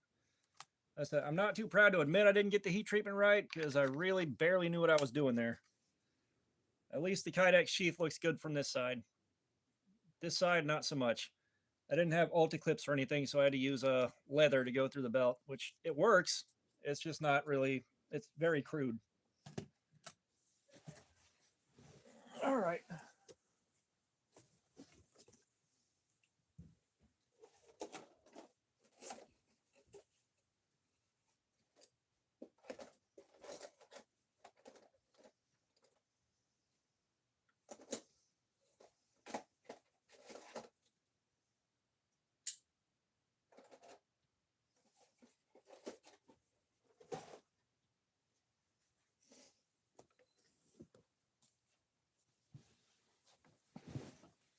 Oh, we got anybody hanging out in chat? Good Lord.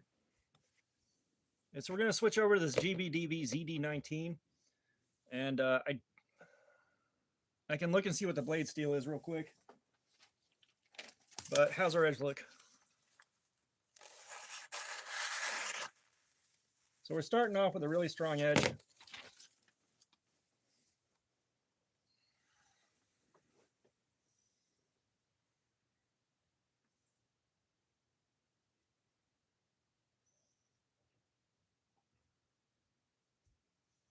Give me a second, guys. I'm looking up specs on this thing.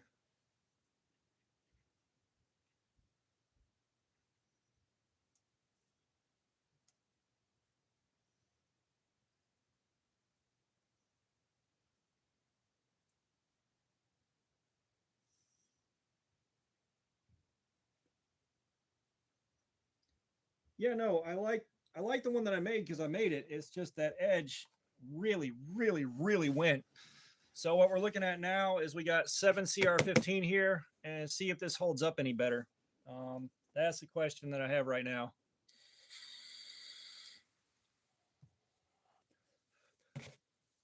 As I had mentioned it in previous streams, the cardboard from work is way tougher and nastier than the cardboard that came from the Amazon boxes. So this is where I'm curious to see if this really, really beat the edge up that badly, or if my heat treatment wasn't the best. Oh, this cut's so much easier. GVDV.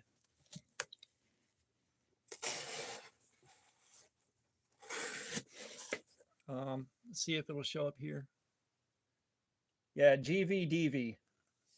Let me take another look, see if I can get a model name on this.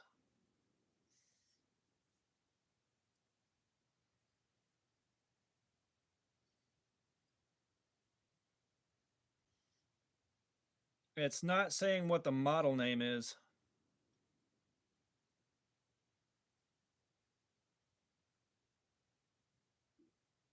This might not be the ZD19. I'd have to go back on the Super Budget Showdown stuff and take a look. Yeah, 7CR15. But yeah, it's the only time I've seen it so far. But you got so many CR series steels that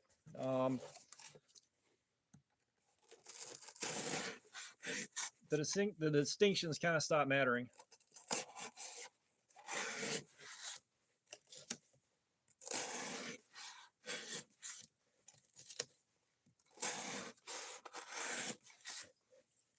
Oh, hey, Mike.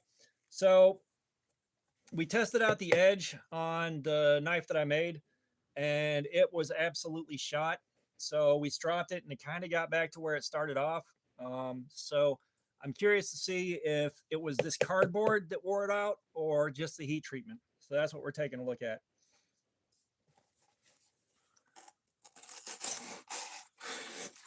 And I'm going in on this.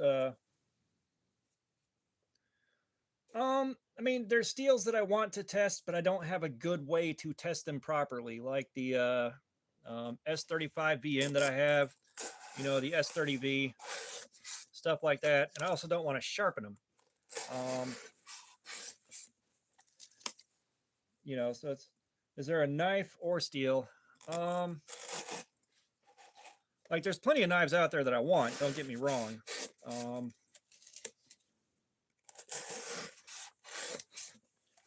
But I'm trying to think of anything specific that I really, really want and can't get right now. I know I'm all about some Midgard's Messers. I'd love to play with one of those. Let's see, what the hell is it? Like, the list is so long and I'm drawing a complete blank on it right now. The Cold Steel Mayhem. I still really, really, really want a Mayhem.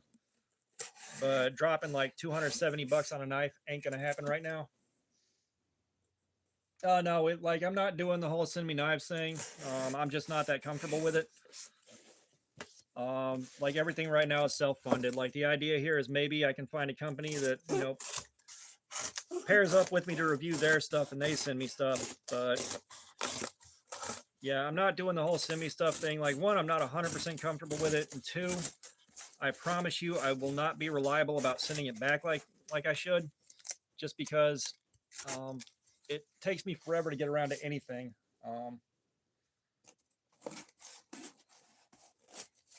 Yeah, that's still more than I have by a lot. You know, I'm still holding back on like $30 knives because we are that far on the back of the struggle bus. So at some point, maybe. But where was I going? Yeah, it's, you know, like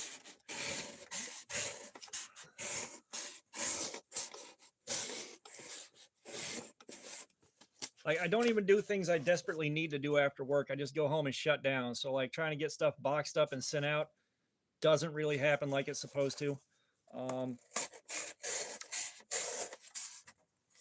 So, but between not being comfortable with it and knowing that I'm going to have serious problems getting it sent back the way I'm supposed to, I just don't do it.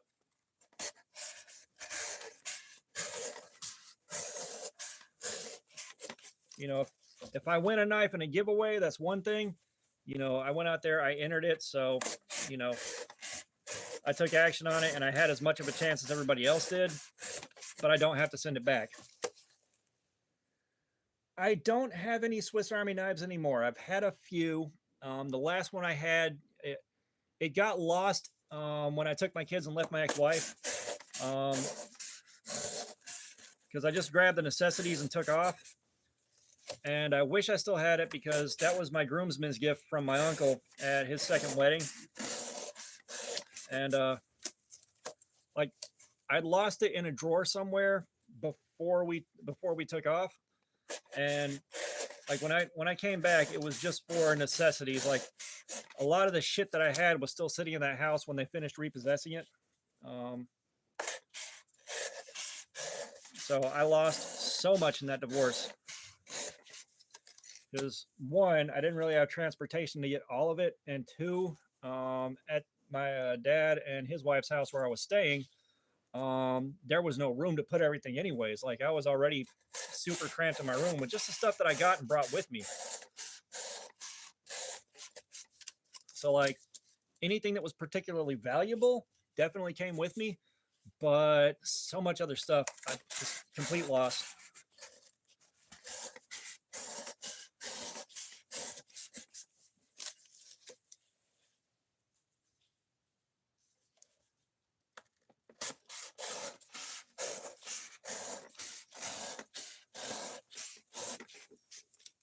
And like, I would go to the trouble of getting a Swiss Army knife now. However, I would never actually carry it.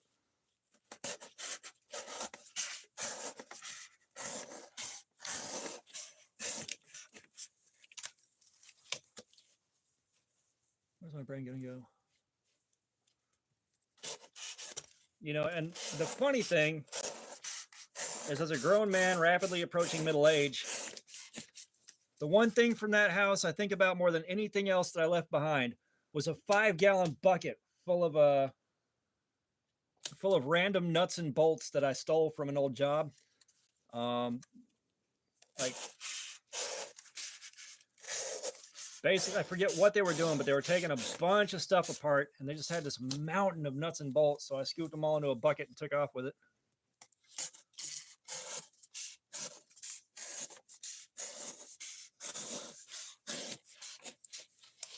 You know, and we had 2 dogs, one of which the ex-wife gave to somebody.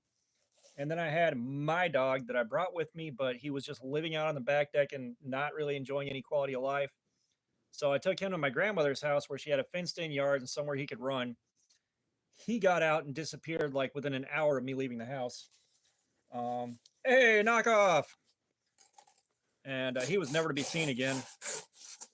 But my ex-wife also gave him a taste for escaping because she just, every day for about 6 weeks when I came home, Mojo got out. I was like, did you leave the door standing open? Yeah, but not for long. How long is not for long? It was only like 15 minutes. It's like every damn day for 6 weeks.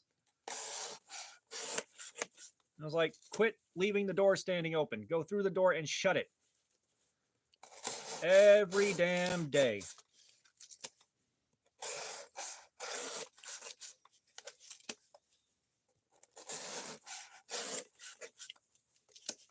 I still miss that.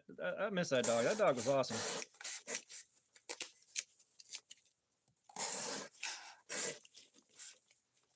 You're good, Fook. Rich, what's up?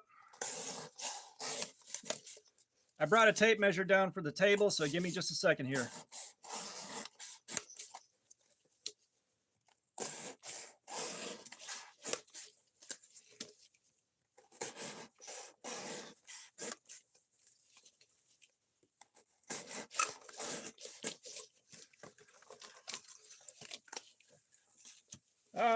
I think everybody here is doing pretty good.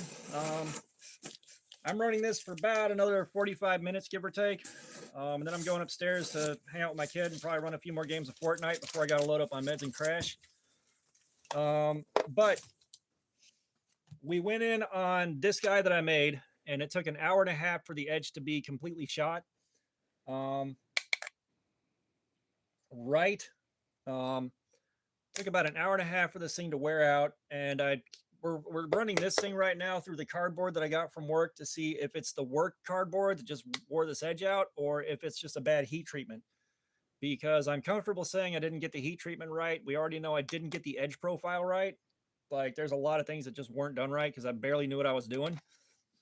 But we don't know whether or not it was the heat treatment or the cardboard, because the cardboard from work is a lot nastier. It's got a lot of dirt in it. It's heavier duty. It chews up knife edges. Tape measure. Okay, so across here, we got pretty much exactly 16 inches. And then this way, it's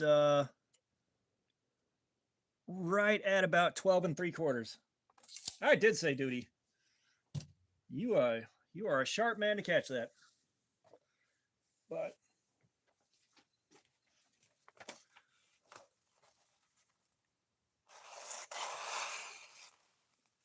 so the edge is still quite nice on it. And Rich, if you are actually planning on making something, just be aware there's no way in hell I can pay for anything right now.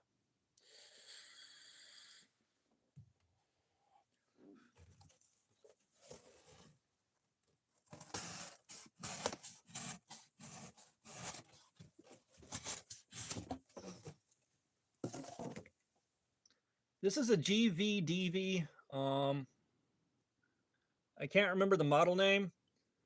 I think it's not the ZD19. I looked on Amazon. There's no model name for it. There's nothing to tell me what model this is. It's from the Super Budget Showdown. It placed kind of low in the pack just because there were some discomfort issues. Namely the thumb plate being really, really hard to get into. You can see how it's the exact width of the scales. And that was the biggest bite on it. Like right now, I'm just having a hard time getting it open. I don't have any Hogue knives. I've got the Deca on the wish list, but I don't have it.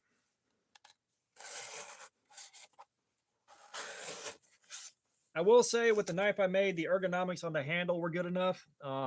Like I'm still good to go with after an hour and a half of cutting on that.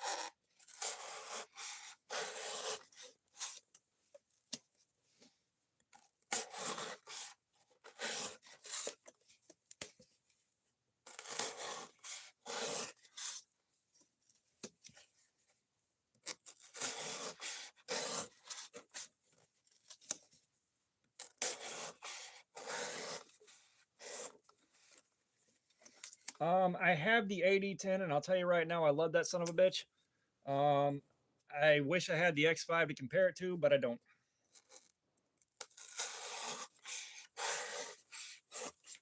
Yes, we are the pores that get flexed on.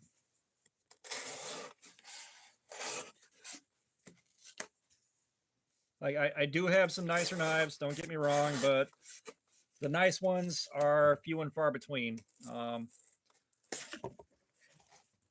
Under 50 bucks, I can usually swing.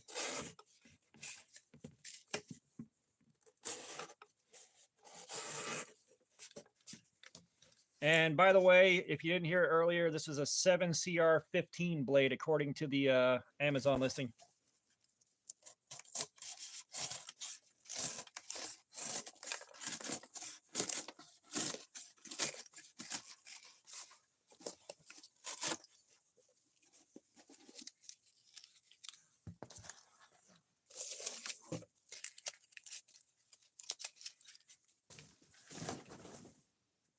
Well,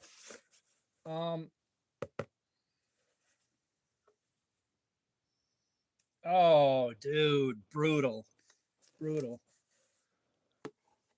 But if you're thinking about the AD10, look up the Dutch Bushcraft Knives video on the AD10. They put that thing through absolute hell. You'll see that thing torture tested in a way knives shouldn't really be tested.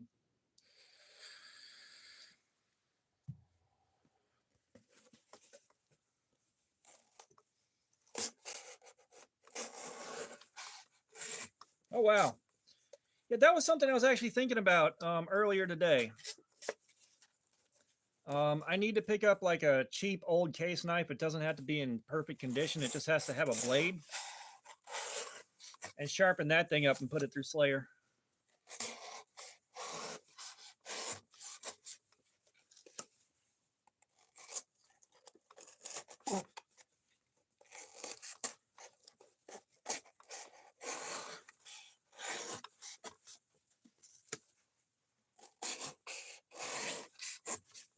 Like I looked on eBay and there were plenty of case knives that were within reach. Um, it's just an issue of actually paying for the damn thing and getting it here. Because some of them were just really, really old and they were not clean and hadn't seen much maintenance. But all we care about here is the edge. And all we really care about there is edge retention. Slayer! Now remember, when we finish this, before you go back to work, you got to carve Slayer into your arm.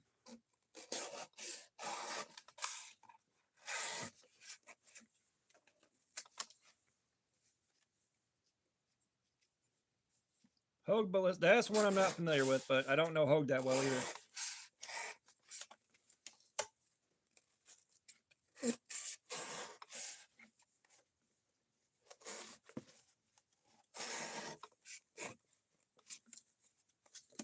All right, knock off. Just remember to wash your hands after you flush too.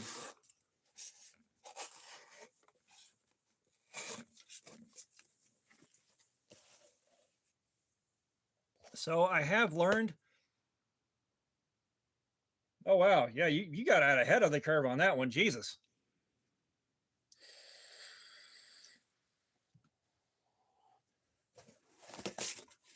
However, I have learned the difference between a casual family gathering and a pirate orgy is at a casual family gathering, you come as you are, and at a pirate orgy, you are as you come. Found that out the other day.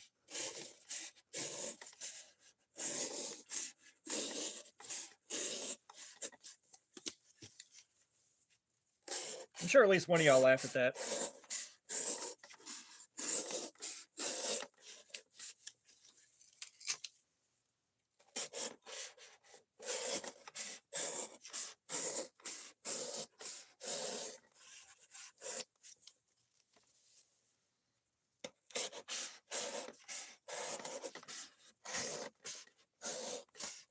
Well, I think the eye patches are solely there to protect the wearer from facials.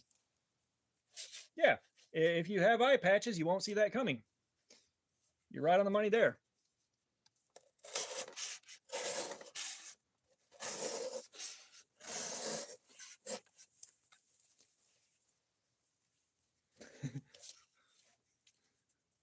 No, you're not allowed to bring your own room to the orgy.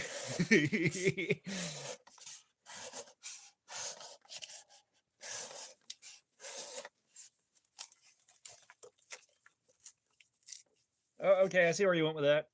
No, see, like, I already know I wouldn't be a good fit in an orgy because, like, the first thing I'd do and I'd get myself kicked out is just like walk in and be like, "Gentlemen, start your women," and that'd be it for me. I'd be out.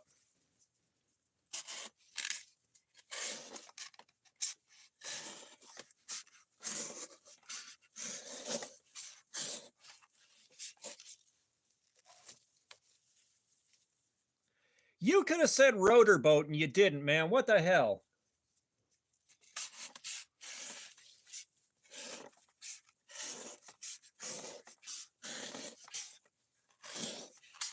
You didn't say rotor boat. That's it. You can't have any garlic bread now.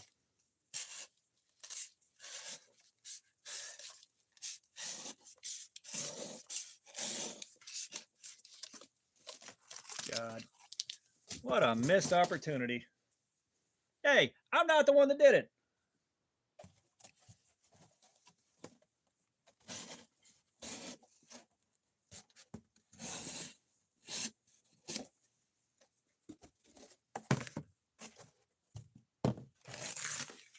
If you want your garlic bread privileges back, you got to be quicker on your jokes, man.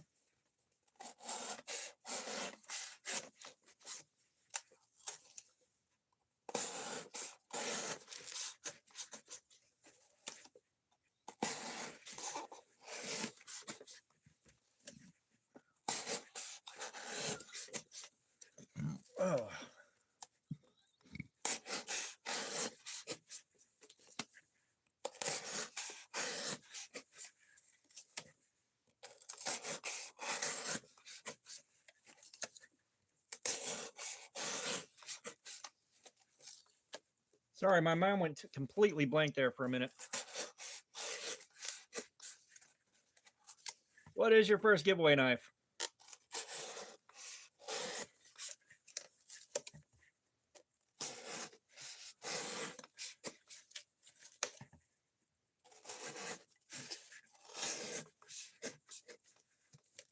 Ah, Fook, why'd you do him dirty like that, man? Holy crap. That is, oh my, that is messed up, dude.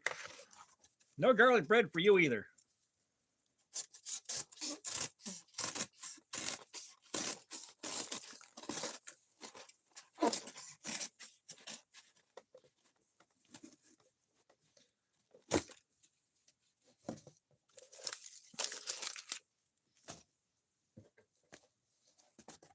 Bro, MTech?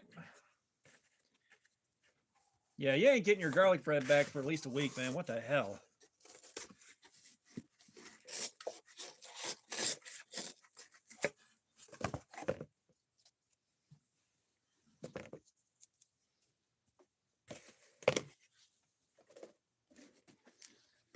Oh.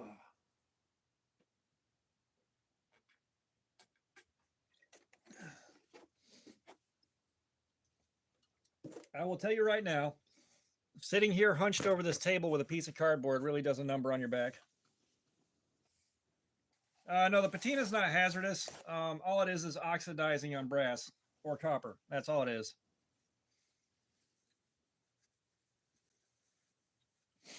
So can you just buy it with shipwreck patina, or did you do your own? Like, what's happening there?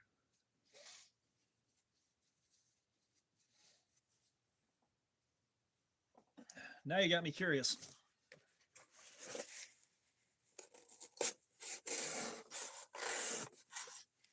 Okay, that's what I thought. Like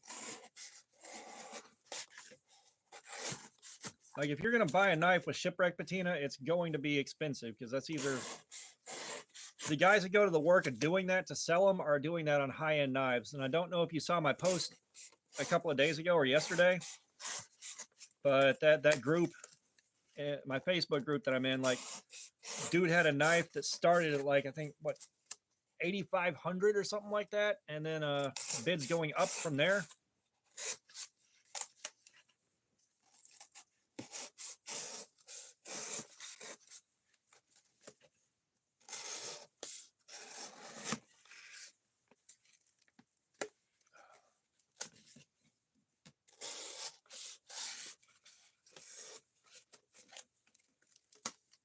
Yeah, 3,500. Like, that is still a lot. And we all, like, I already know he's gonna clear much higher than that off of those bids.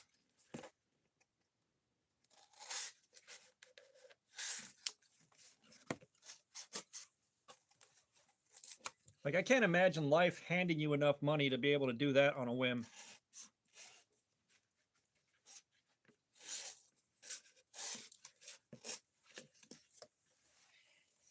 Like, just Jesus, man.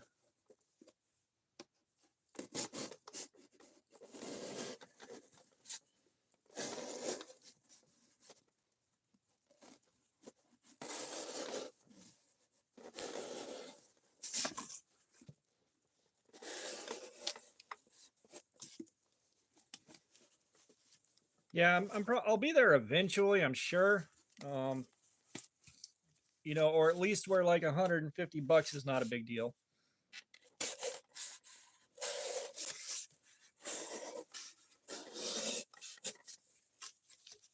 I know you once you reach department manager, like some of the guys there, I was told were making about 100 grand a year off of a combination of their paycheck, stock dividends, bonuses, all that.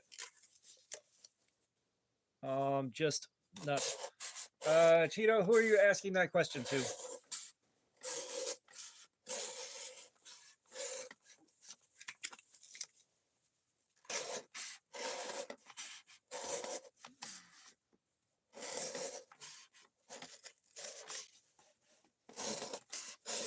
Oh, me. I've already got like the Benchmade bug out with the aluminum scales and the M390. I got my Benchmade bug out CF Elite. I've got those guys. I know the 8010 dropped in price, but that at one point was a $150 knife.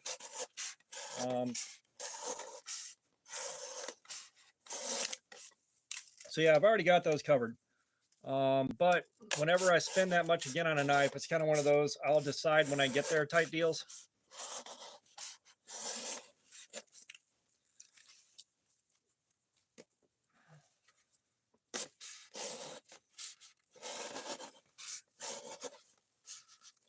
Like my next 100-ish knife, I may end up saving up for a Spyderco. It's either going to be a Spyderco or a Hogue Deca probably once I get through Blade Show, because right now every penny that I have to save up is going into the Blade Show fund.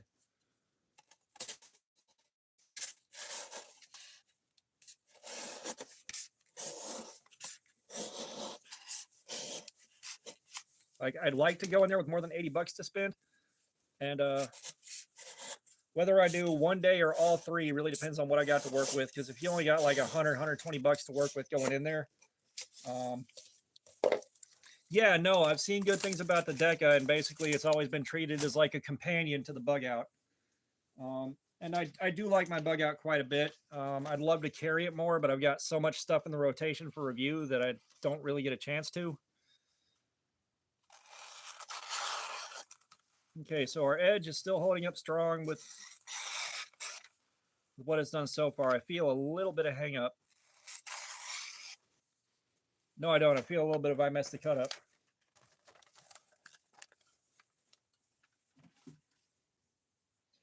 Well, I mean, that's the thing with the Bug Out. You either like it or you hate it. Like, there's not that many people that are just like, eh. So yeah, I mean, that's totally fair.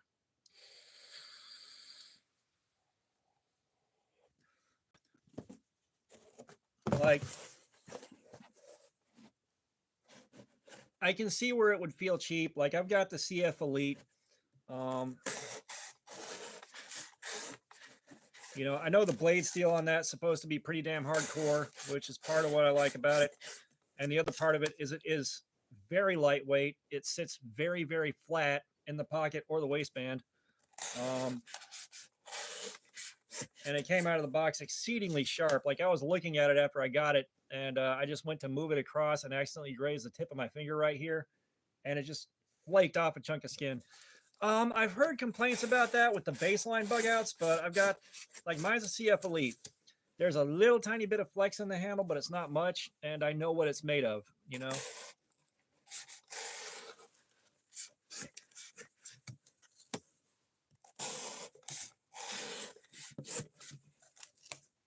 You know, I'd love to get my hands on another Benchmade 9000 automatic, but those are also a bit expensive.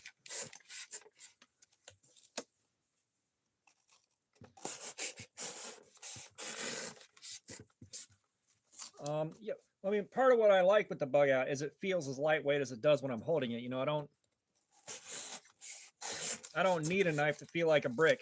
You know, that's part of why I like the Olatan's T025. It's the same thing. It's really, really light in the hand. I think it's a little heavier than the Bug Out, but it is also a small knife. It's very compact.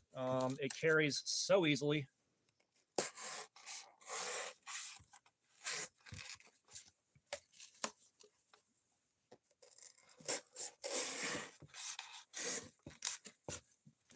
I only have one on me during my day. So like I'll have one knife on me and it'll be whatever I'm fixing to review right now. And I'll have it on me for 3 to 4 days and just try to find any weak spots I can in it before giving everybody my full opinion on it. I can see fumbling things. I've fumbled a few things, and you know that first drop is always so painful.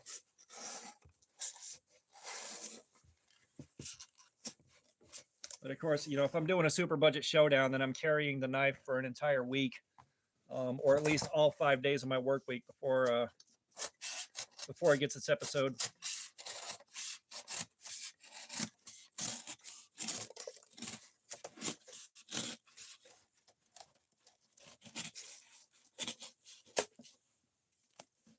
The last knife that I fumbled a real good one was the shit. What was it? The last one I remember clearly fumbling was the Manus Gearhead, which thank God it landed somewhere that the scratch is just about invisible, and it's not the part of the knife you're looking at anyways. Like, it took it in the best possible spot to hit the ground, and it landed on asphalt, not a smooth floor, so it really took the worst possible hit it could.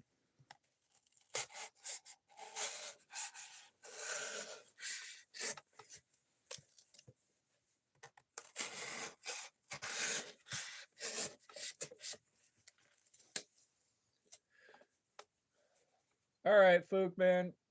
Hopefully it gets better. I know that's going to hurt for a while. I'm sorry, man.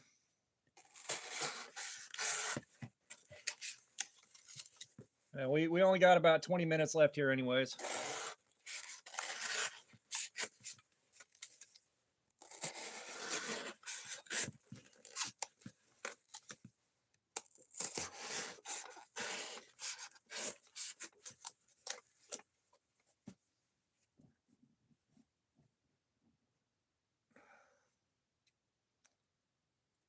I just crop dusted myself with a 5-second long fart. Someone please avenge my death.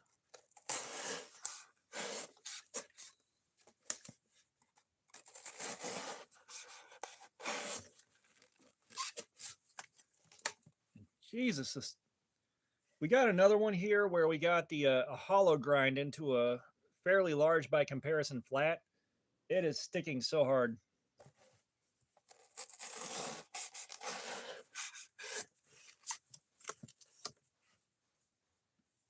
I may go out of my way to pick a full flat one for the next episode, just so I have an easier time cutting.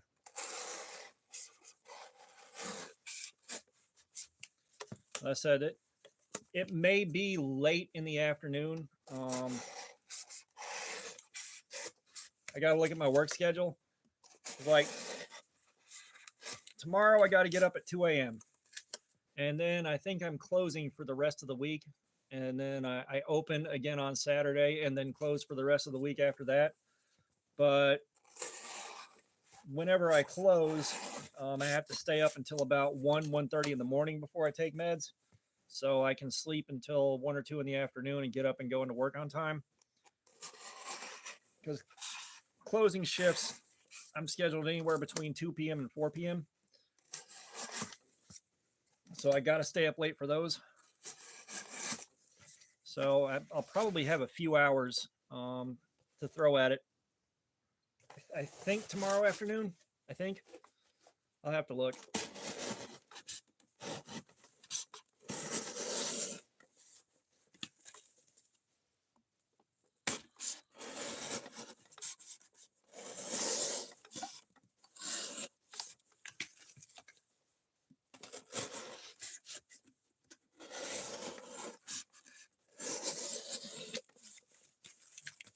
And I'm going to tell you right now, this thumb plate here is not my friend. It is biting me pretty hard right here.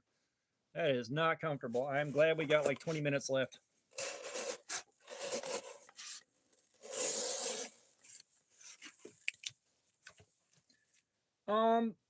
If I don't put them in my pocket. All right. One pocket has got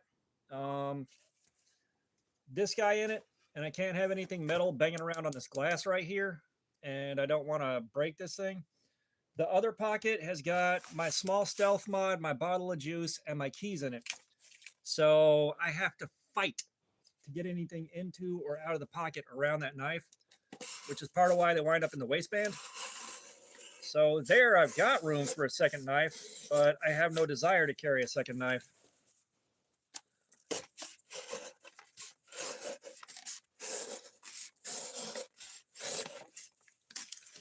Like, I can very easily carry 2 knives in the waistband, and I've done it a few times.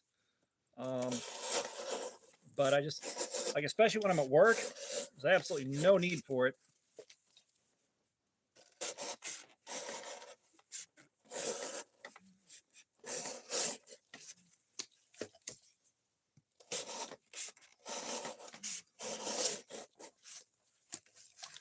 Man, this cardboard is fighting so hard.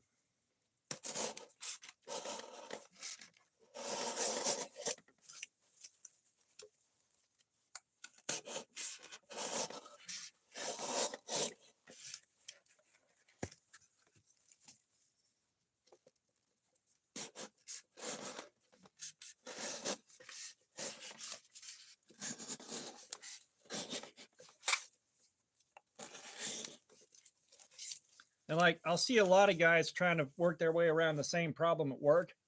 Because everybody else kind of has their phone in their front pocket and the other pockets for keys and everything else. So a lot of guys end up carrying in their back pocket. I got one guy that just hangs it off his belt directly. You know, everyone's finding ways to deal with that. Oh my God. Yeah, my hand hurts now.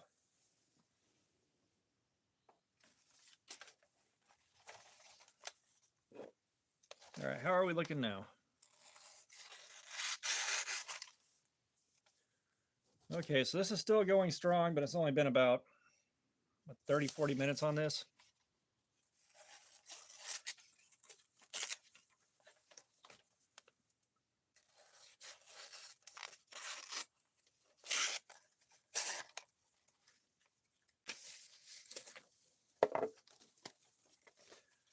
No one ever asked me for a knife. They just don't do that.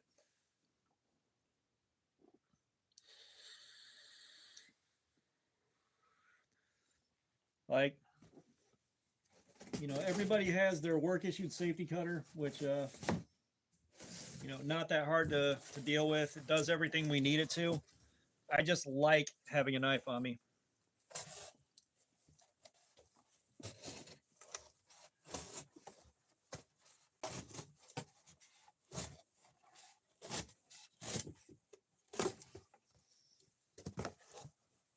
Oh God, another one of these boxes. Yeah, it's just no one ever asked to borrow a knife. Nobody really needs one. I don't really need one there. I just like having it on me. And of course, I carry them to do reviews on them here.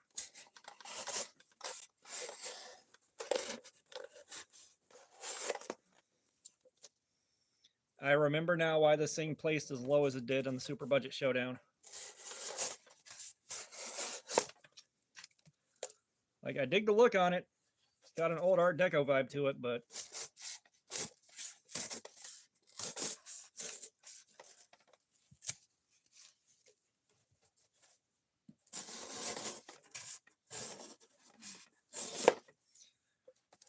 oh, I've had square knives that are totally comfortable. It's the thumb plate right here. The thumb plate is digging in, and that's the one thing biting me right now. That's making this uncomfortable. Right here too. Like, my thumb is taking a beat down, and my finger right here is taking a beat down from this thumb plate.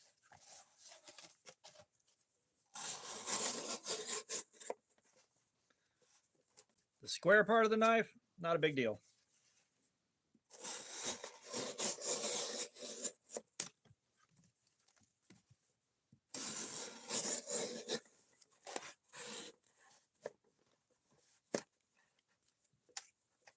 So I think this was either 12 or 13 bucks. You know, for 12 or 13 bucks, if you're not bothered by the way the thumb plate's set up, it's not a bad deal at all. You know, it's just the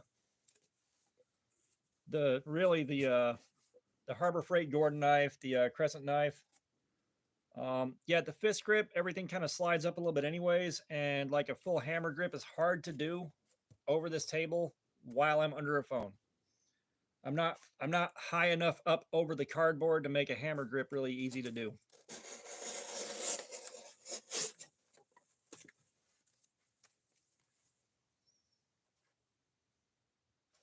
Like, I know you're talking about this right here, but like, really, it is incredibly uncomfortable to hold it like this from the height that I'm at.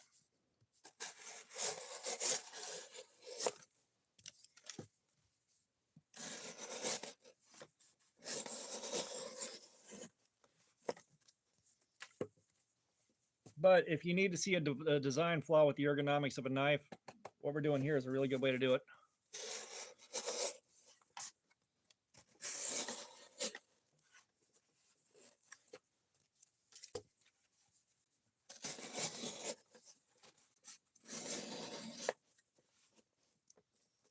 Like it's not a huge hairy deal right now. We got like 10 minutes left, but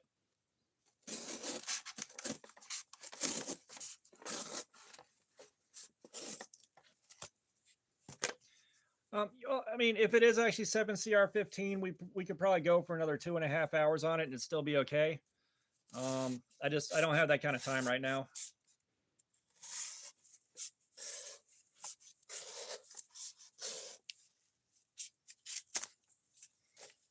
You know, and I'm at that point where I've been pretty much totally exhausted every day for the last 2 weeks now. So I'm ready to just kind of stop moving and be still.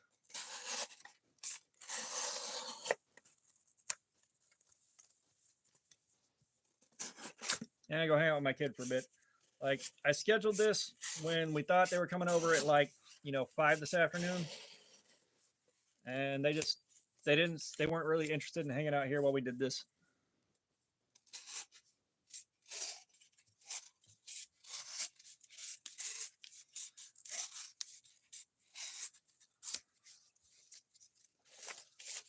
What does 7CR15 means?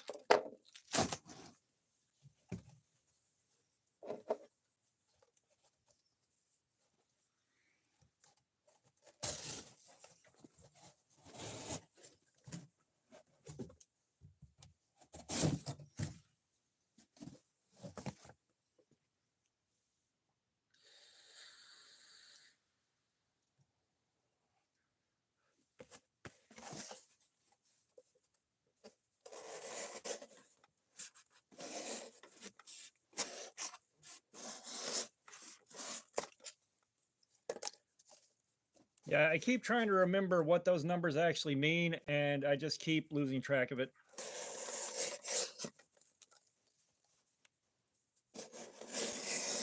And I know we got the Blade Steel app that I still haven't downloaded.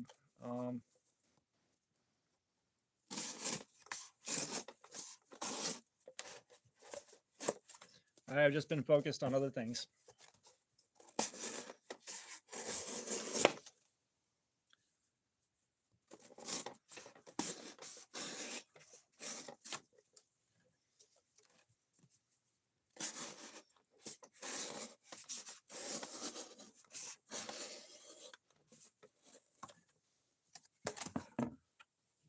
I think I may have had this little table right here for the better part of 35 years now that I'm sitting here thinking about it. This came from my great grandmother many, many, many years ago before she passed away. And it's been through it. I got a whole bunch of piled up glue right here from I don't remember what, but there's a whole bunch of glue piled up here. I was doing something. I need to chip that off.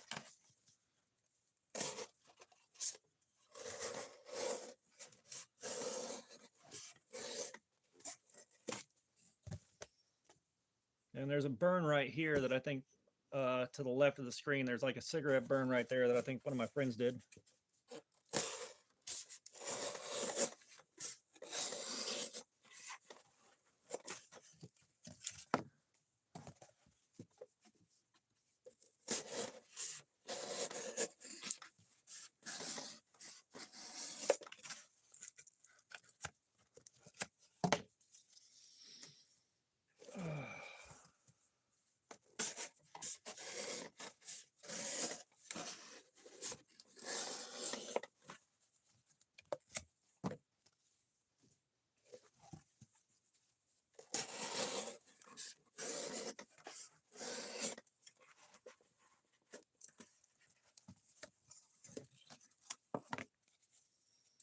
Man, the more I do this, the more of a fan of a full flat grind I become.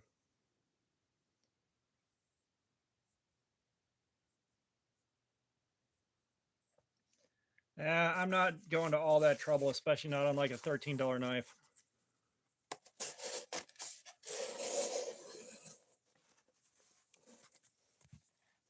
You know, and these things aren't necessarily designed with what we're doing here in mind either.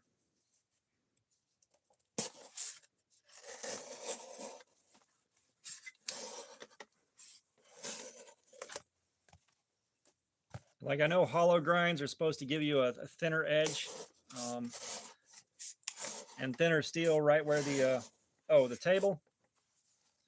Yeah, I'm not that worried about that either. I'm I'm fine with taking a scraper and just chipping it off, but I'm not that worried about it, obviously. I'm trying to remember what I was doing that did this. I think that's all super glue. It's a lot of super glue.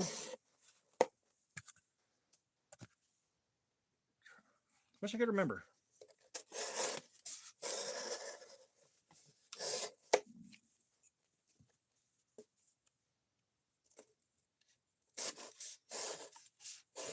No. I have not been one for building models. Like I've built a few when I was a kid. A lot of too much tiny detail work I didn't have the patience for. You know, they started getting a little bit too tedious. And me and tedious don't get along that well.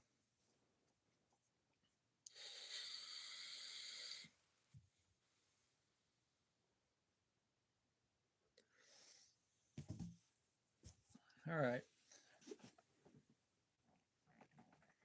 No, I didn't huff glue. I huffed Ronson's lighter fluid and butane.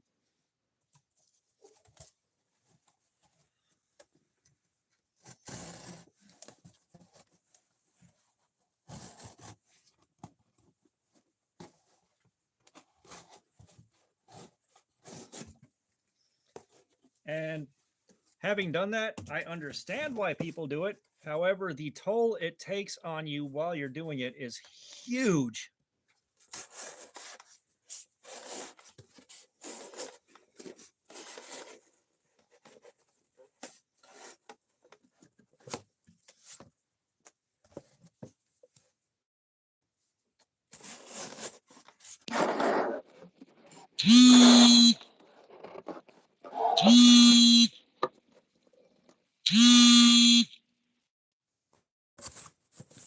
Yeah, I'm not answering that.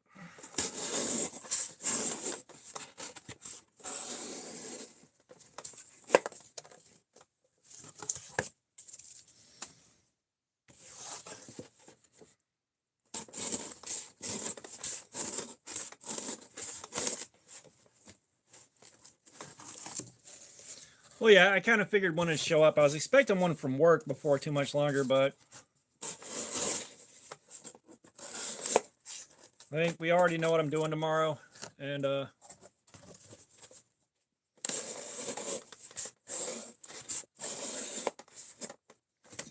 going to be hanging sale signs all over the store because the person that was doing that quit. And I'm not that good at it, so it's gonna be a bit of a rough day. And my manager expects things to go a lot faster, and it's like, bro, I'm not good at this. Like, you need a lot of practice to really get fast at it.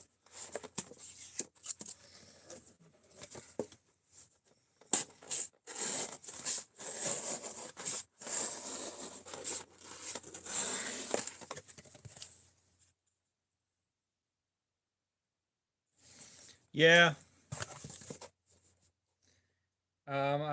I haven't seen what happened during the stream, but it would have been funny to see the screen vibrate on y'all's end.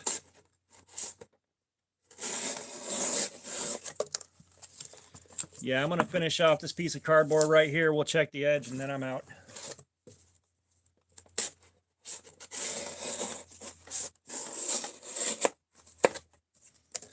And I'll probably give it a couple of days before I do another stream.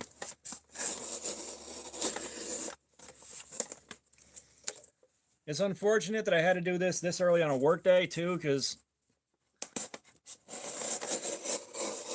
I know a lot of people aren't here that could be here, but the timing's bad. But again, this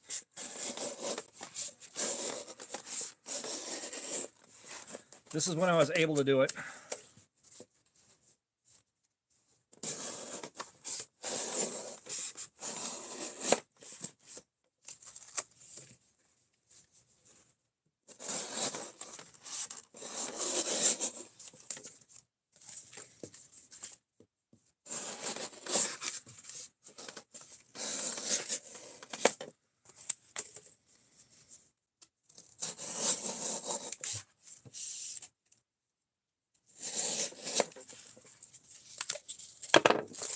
All right. Christ. Oh yeah, that definitely took a big bite right there. It is very, very red and irritated. All right, let's see what our edge looks like.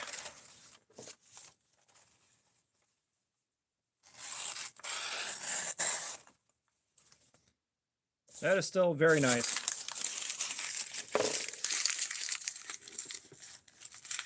We'll get a sheet of the ad paper.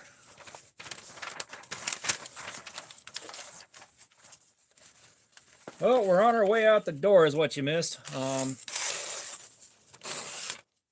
Yeah. So what happened was, in a short version, we went in on this knife that I made. It took a little over an hour for the edge to really, really, really wear out. It's still not stropping back up to that good.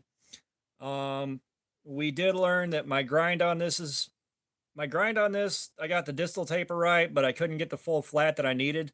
So we got a sharp drop off into a convex edge right here with nothing leading up to it. So it didn't cut that good. It didn't stay sharp that long. My heat treatment wasn't the best. So we switched over. I'm using cardboard from work now, which is a bit more hardcore than the stuff we've been using. So we grabbed a 7CR15 blade to see if that wore out fast, and it ain't really wearing out. So yeah, that was not a good heat treat on my end and not a good grind. The handle was comfortable though. But yeah, I'm in the process of shutting everything down so I can go upstairs and hang out with my kid, use the bathroom, and kind of relax before I got to go to bed.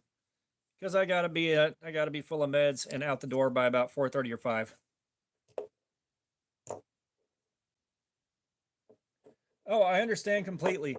So I'm thinking about doing another stream. There may be one tomorrow. It'll actually be later in the day, the next one, because for the rest of the week, I think after tomorrow, I'm closing instead of opening.